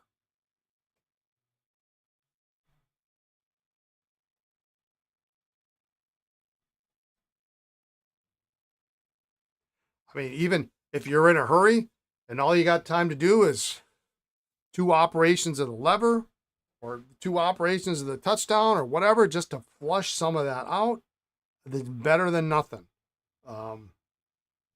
Modern pens can take a lot of beating, a lot of beating, except for maybe piston fillers. They're a little bit more sensitive if you let ink dry up in there. But cartridge converter pens, you can beat the living what out of them, and you can still clean them.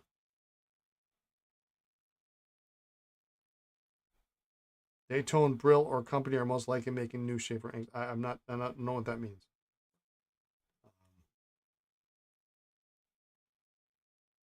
But yeah, Waterman, Parker. I quite like the Parker Blue, actually. The Parker Blue is really nice.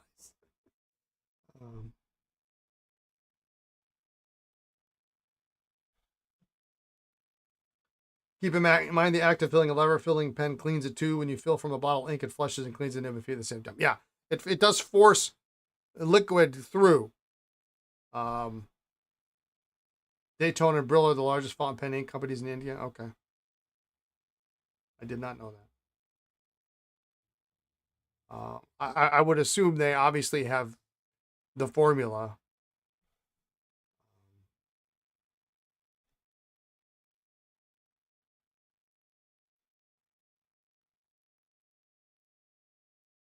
We got kind of an extra fine here. Now, if you want something with a gold nib, now you're kind of bumping up into, you're gonna, unfortunately with the gold prices, even the cheapest of gold nib pens are much more expensive. $100 on up. Another good pen that is maybe a good that I like a lot is the Parker 45. Is really a pretty fantastic pen. Yeah,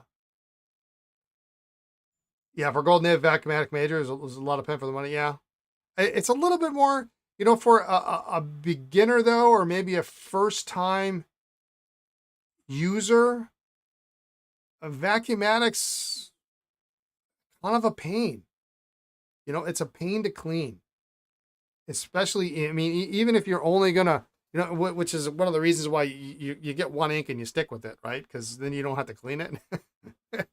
But vacuumatic can be a real pain to clean.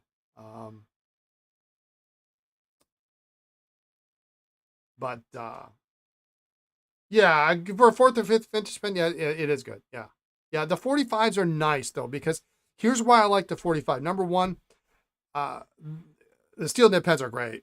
They're really great. There's a gold nib option. The 45 is reliable. That's exactly right. The best part is cartridge converter. It fits modern cartridges and modern converters. And if you wanted to use a non-Waterman ink, you wanted to use a Roshizuku, you can use it in that pen because there's no latex that we're worried about. And the nib unit does unscrew if you do want to clean it. Now, I caution people on disassembling 45s because if they're ham-fisted, it's easy to break that feed because the feed is long. It's very easy to do it, and if you break it, you're SOL because you have to get it out, and if you don't get it out, you can't put a new nib unit in there. I mean, it's so. But the 45 is a great pen. It posts well. It's a good looker. Easy to clean. You put a piston, you can put a modern. I mean, sometimes you'll find them, and like I do have some with the squeeze converters on them, but sometimes you will find them with. You can put a piston converter in it, and it's a great pen, And they made them for a long time. What did they come out in? When did they come out with the 45? I can't remember. 60s, 60, 61, maybe something like that.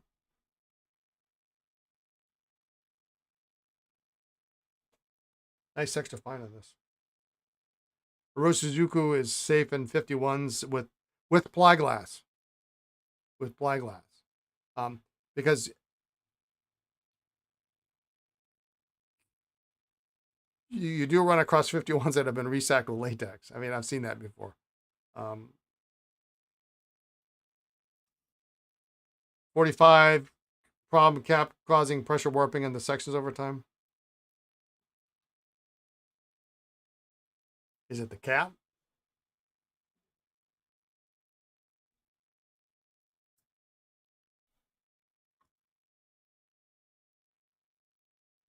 Touchdown's a great option. Easy. I mean, SNorkel, again, a fourth or fifth pen, maybe. But a touchdown is pretty easy to deal with. And it gives you a little bit of a funky filling system.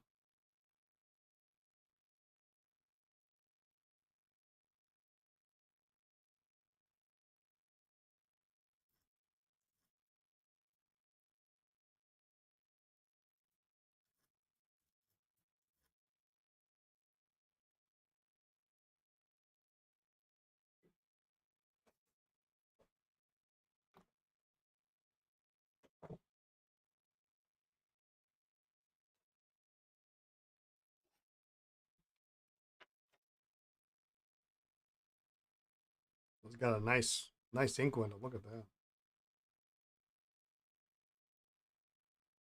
But I think everybody needs a lever filler at some point.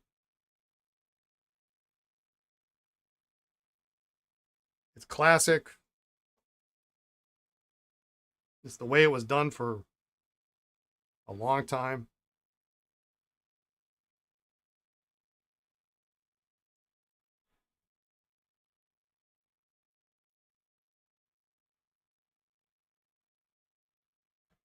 You store your 45s in the pen chest with the caps ajar to avoid it. Interesting.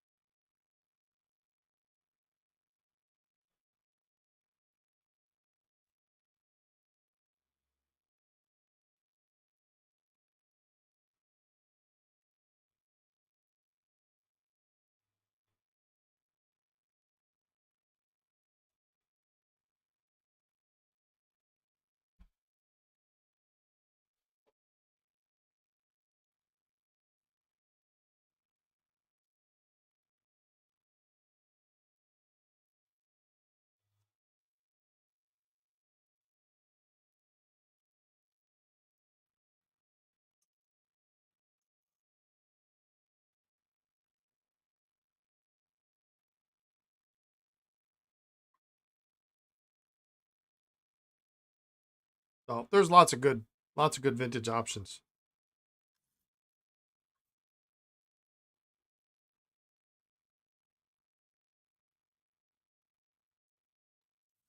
I don't think you can go wrong with an Esterbrook.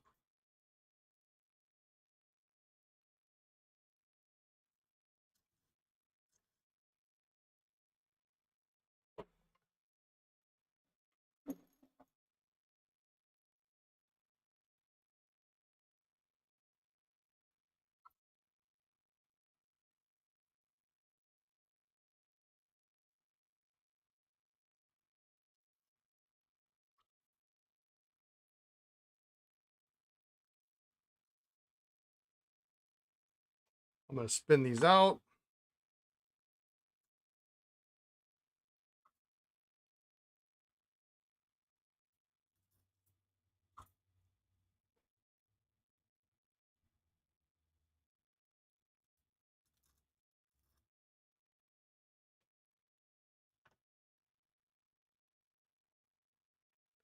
Esterbrook's, yes, all lever fillers.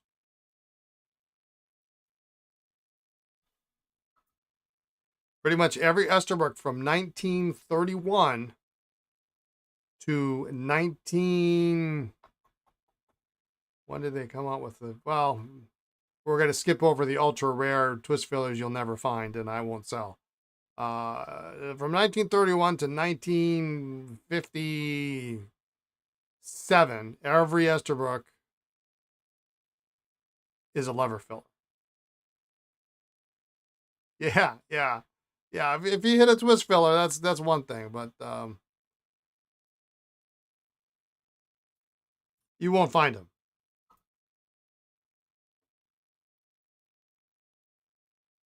I don't look on eBay anymore, so I don't know how many there have been on eBay in the last 10 years. Unfortunately, with the new revival of the brand, it really messes up all the searches. If you do call Brian to make a trade, yeah. How many twist fillers made? The twist filler was made for like 1 year. It was during wartime, 43 to 44. It's a plastic piston unit, and they have not survived the test of time. The plastic crazes, the barrels craze and crack and turn into dust. The knobs fall off. I mean, it's just it was kind of a 1 year, 2 year max only kind of project. As there were restrictions on materials during World War II. So there's no J bar, there's no metal. The trim was palladium silver. The nibs were palladium silver. There's no latex. There's no rubber.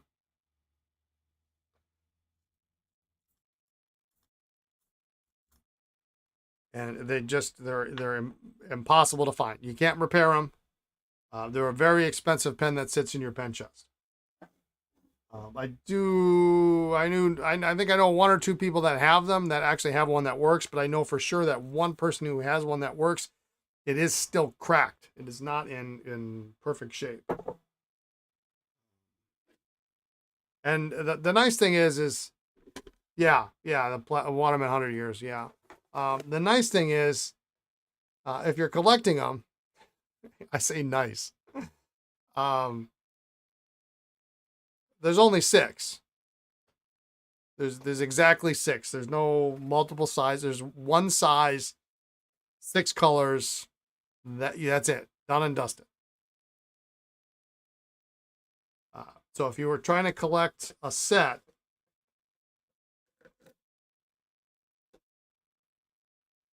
you only have to find 6. Now, it'll take you 10 years to find each one, but you only got to find 6.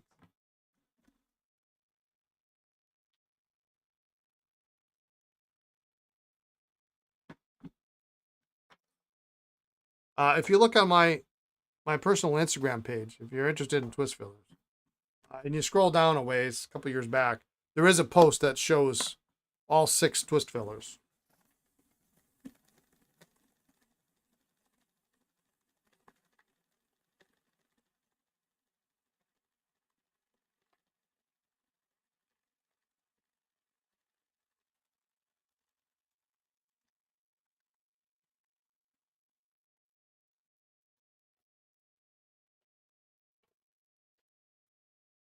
And the material disintegrates so bad that one time I had somebody who emailed me, says, I have a twist filler demonstrator. And at the time I was buying just about, anything that didn't move or salute. And he said he had a twist filler demonstrator. I said, sign me up, send me a picture. I don't believe it exists. I mean, maybe one exists. I don't know. Demonstrator version of the rarest Esterbrook ever made is impossible. Esterbrook is not known for having demonstrators. They're rare. They're very rare to begin with. And of the rarest model, he sends me a picture, and it was actually a green pen that the barrel had disintegrated so badly that it was now transparent to some degree. It's translucent. And yeah, I was like, no, that's a green pen, dude. Easy to use lever filler, piece of cake. Piece of cake. Anybody can do it. Very easy. Lift the lever, put it in ink, put the lever back. Suck up ink. Do it 3 times, you're done.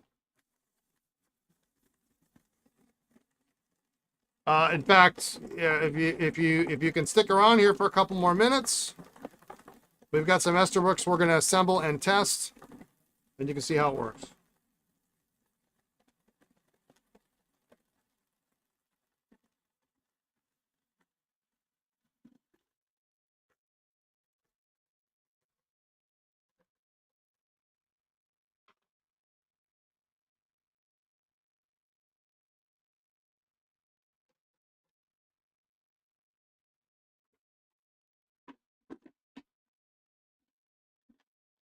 Oh, it's all this yammering on here. It's 4 o'clock already.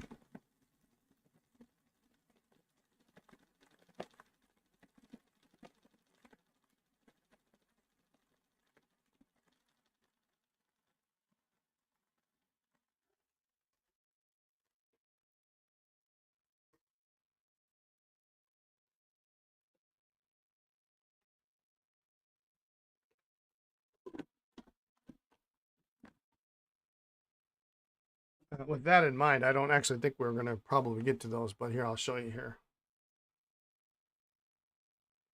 So all you have to do with the lever filler is you grab this lever and you put the pen in ink up to and including a bit of the section, because otherwise you're going to suck up air. Put it in ink, pull that out, and you really only kind of need to go halfway and put it back. Now you don't want to let it snap like that. And you don't want to go flip this all the way over, but you do that 1, 2, 3, until you stop seeing bubbles come out, and we're forcing air out. And then when we put it back, the ink is sucking up. That is all there is to it. Yeah, our 51 Aerometric is pretty super bomb proof. But your color options on it, on a 51, I mean, they're maybe not as. If you like that design, it's great, but it's you don't get to see a nib.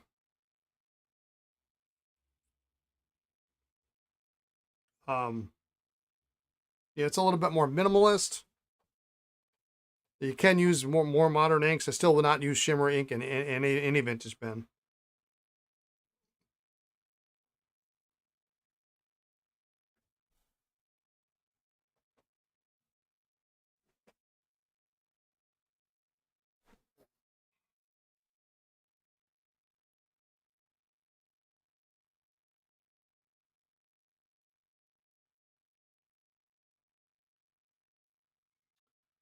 I think there's still a clog in here.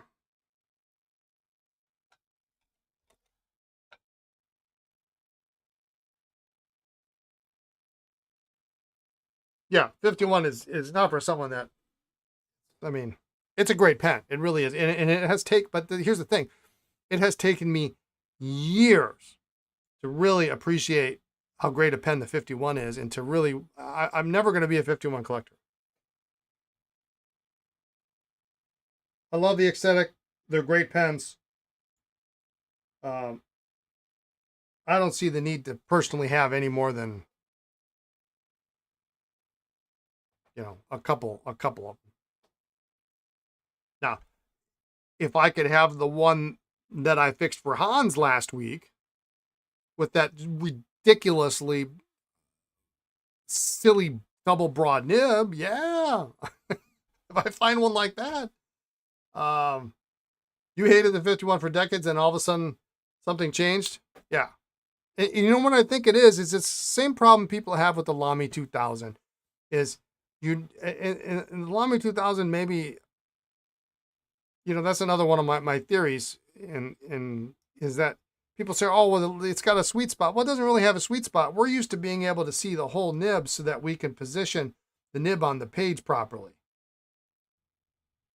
And I mean, I guess if that's your definition of sweet spot, if I write with this shaver pen this way, well, it doesn't write that well. It has to be here. It has to be lined up perfectly. But with the 51 in a 2000, you can't see. It's really so much harder to see the nib.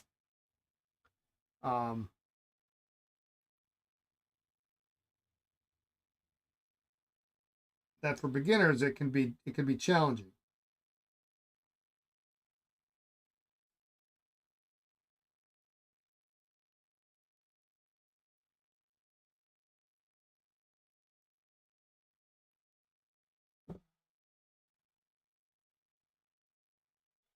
Yeah, the oblique nibs. Yeah. There's something jammed in here. Something good.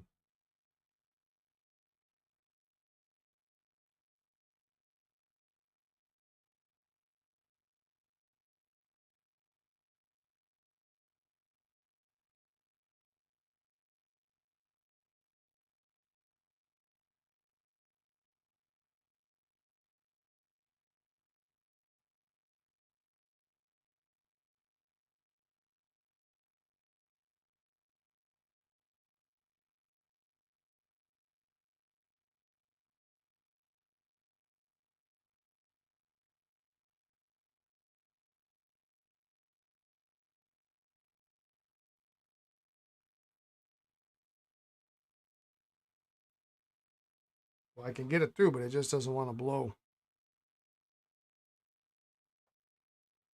through very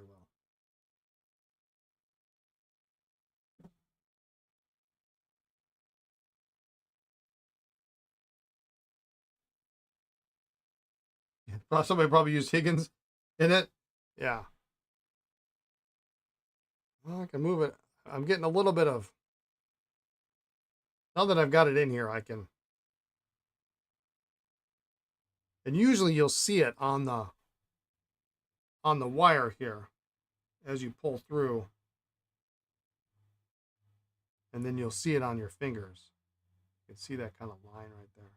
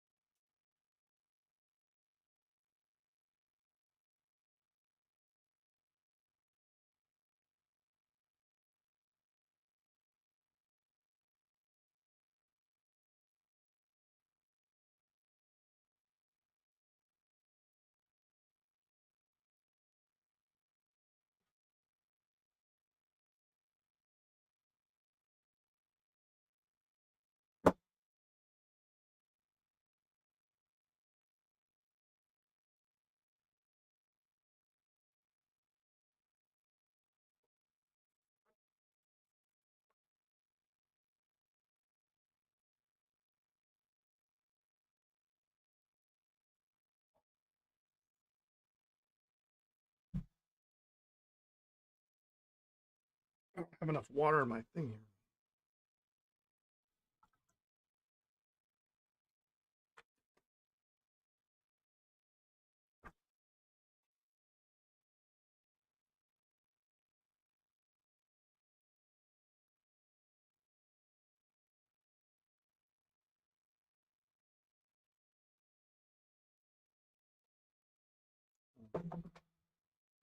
That's better.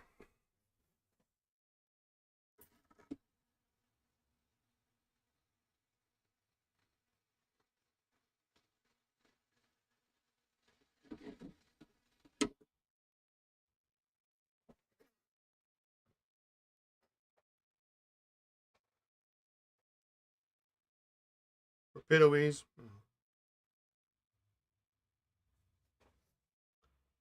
I've never actually used it a lot.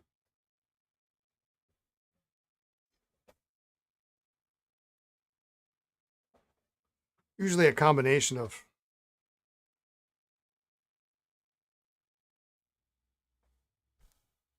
use a Rapidoes in a shot glass in the ultrasonic. Um, Shot glass gloves and the ultrasonic. Okay, well. I think we're free and clear. We'll see. Now, of course, now I got to reline this stinking thing up. By the way, Hans, I have had that pen, that SNorkel, soaking in that solution.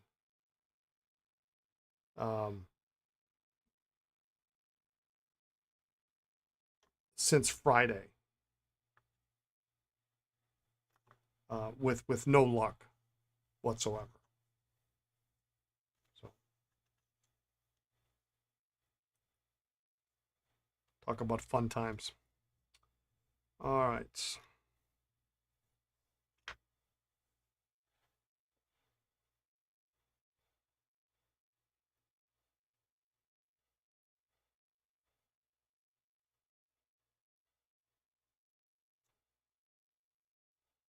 Then the pen may be hopeless. It was, no, don't apologize. Do not apologize.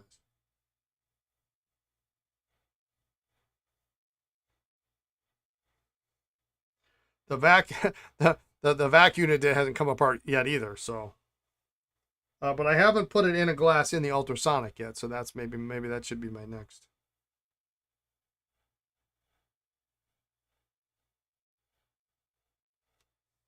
next attempt.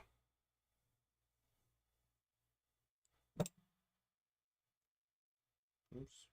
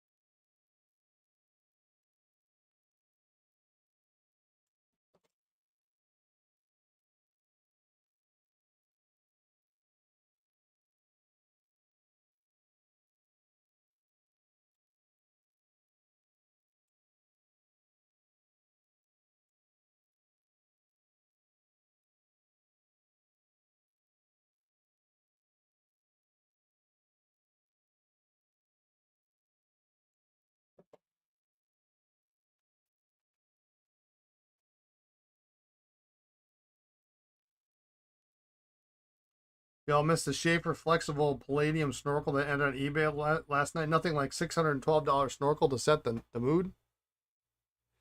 Wow. No thanks. Next, try soaking in gasoline or kerosene. There is a bit of a Schaefer paper that supports the use of them for cleaning Forticell and other injection molded plastics, or it will dissolve the plastic and you can maybe save the guts. I've never tried either, so I don't know. Oh, that'd be a fun stream, wouldn't it? I am vaguely recalling a stream where we started hacking apart a snorkel that didn't go so well.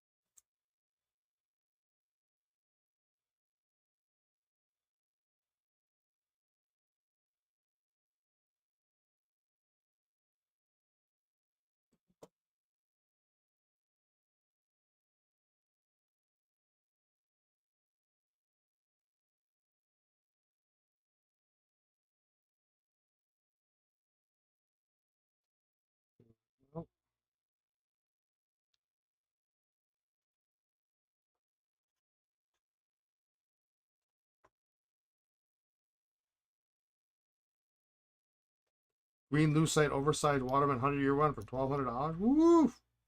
Triple broad stub, Triumph lever filler. The fat one for $550. Oh, hey, it's a good thing I did that. I did this over my my cloth because I actually got it to spit. No gasoline in the office. There we go. Look at that.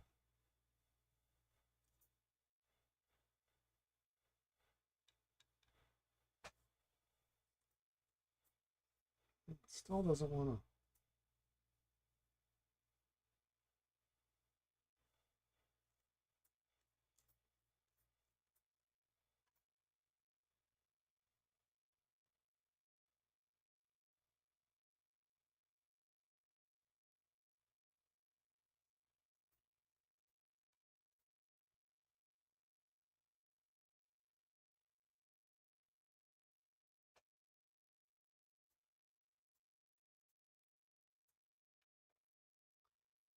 I wonder if I have a crack in this section or something.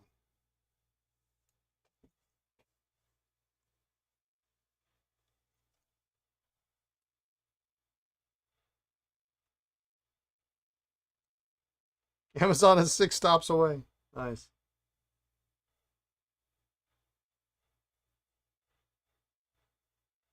Try putting this section nib feet in another snorkel body to see if that helps.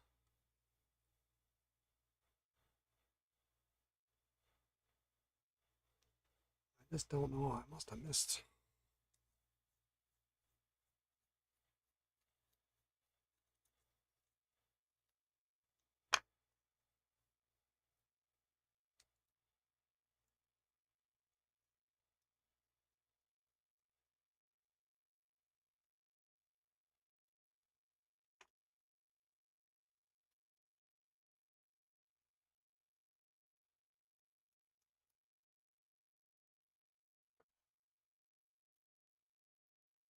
Oh, not at all.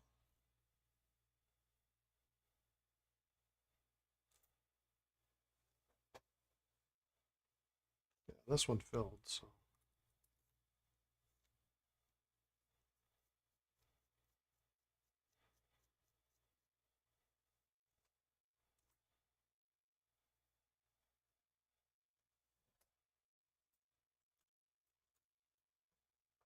Okay, well, that's a good test. Thank you for reminding me of that.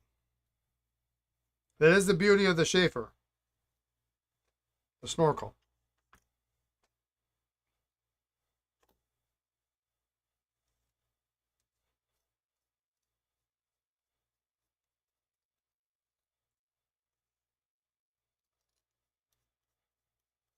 It's been 4 Schaefer music nibs alone this month on eBay. Lordy. Well, I don't see a crack. I wonder if that, I'm getting a little bit of.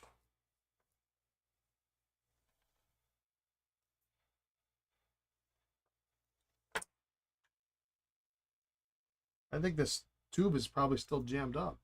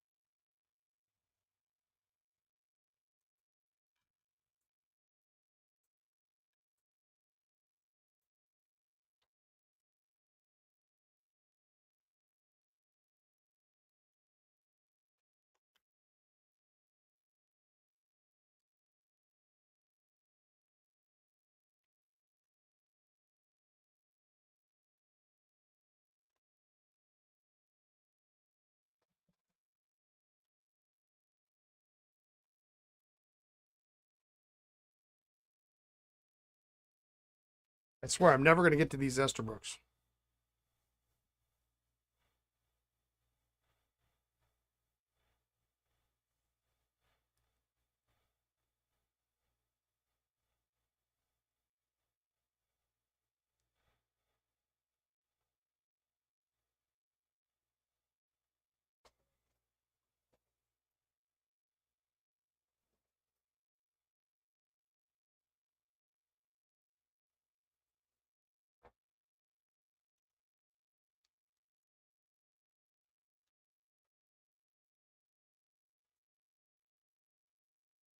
I don't know if I'm going to be able to put this in here.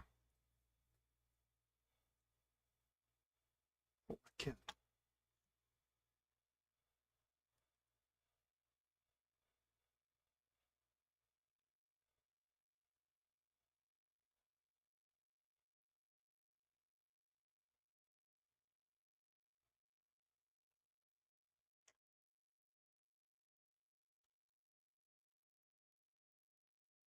It's not aligned right, but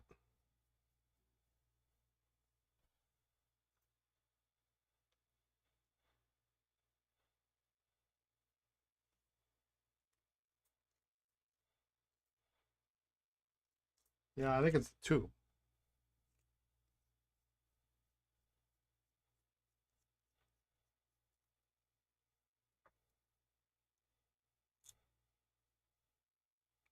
Next, take the snorkel tube and sack protector from another pen and put it in that section they've been feeding. It works, yeah. This was actually.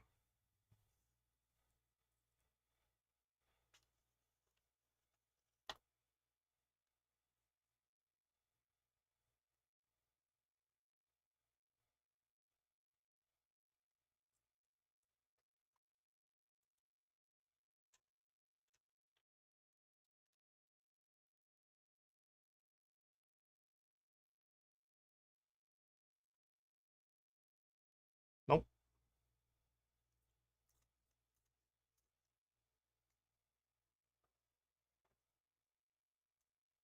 So it's got to be, it's in this. There's something wrong here. Either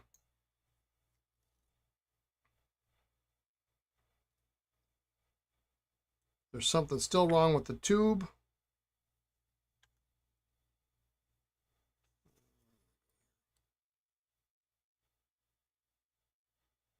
Something happened to the sack.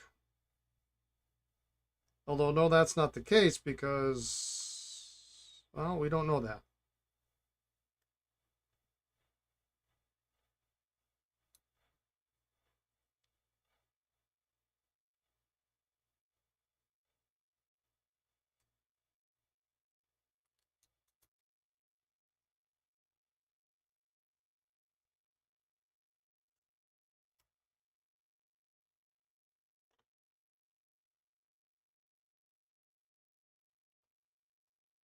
$425.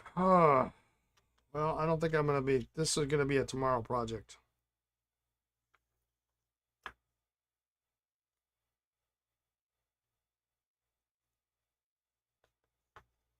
is it won't fill. We know the barrels are good.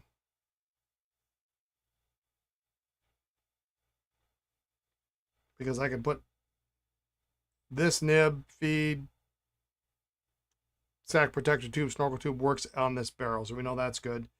We can put all that on this section. So we know the section is good. So the problem lies somewhere in here.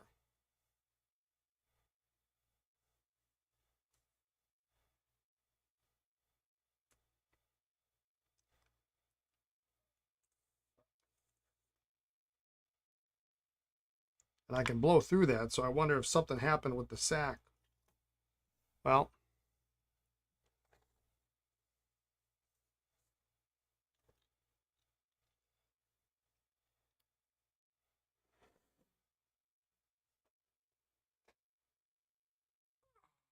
maybe the ring track in the rear is slightly become oversized. I had one where I had to upside the body O-ring.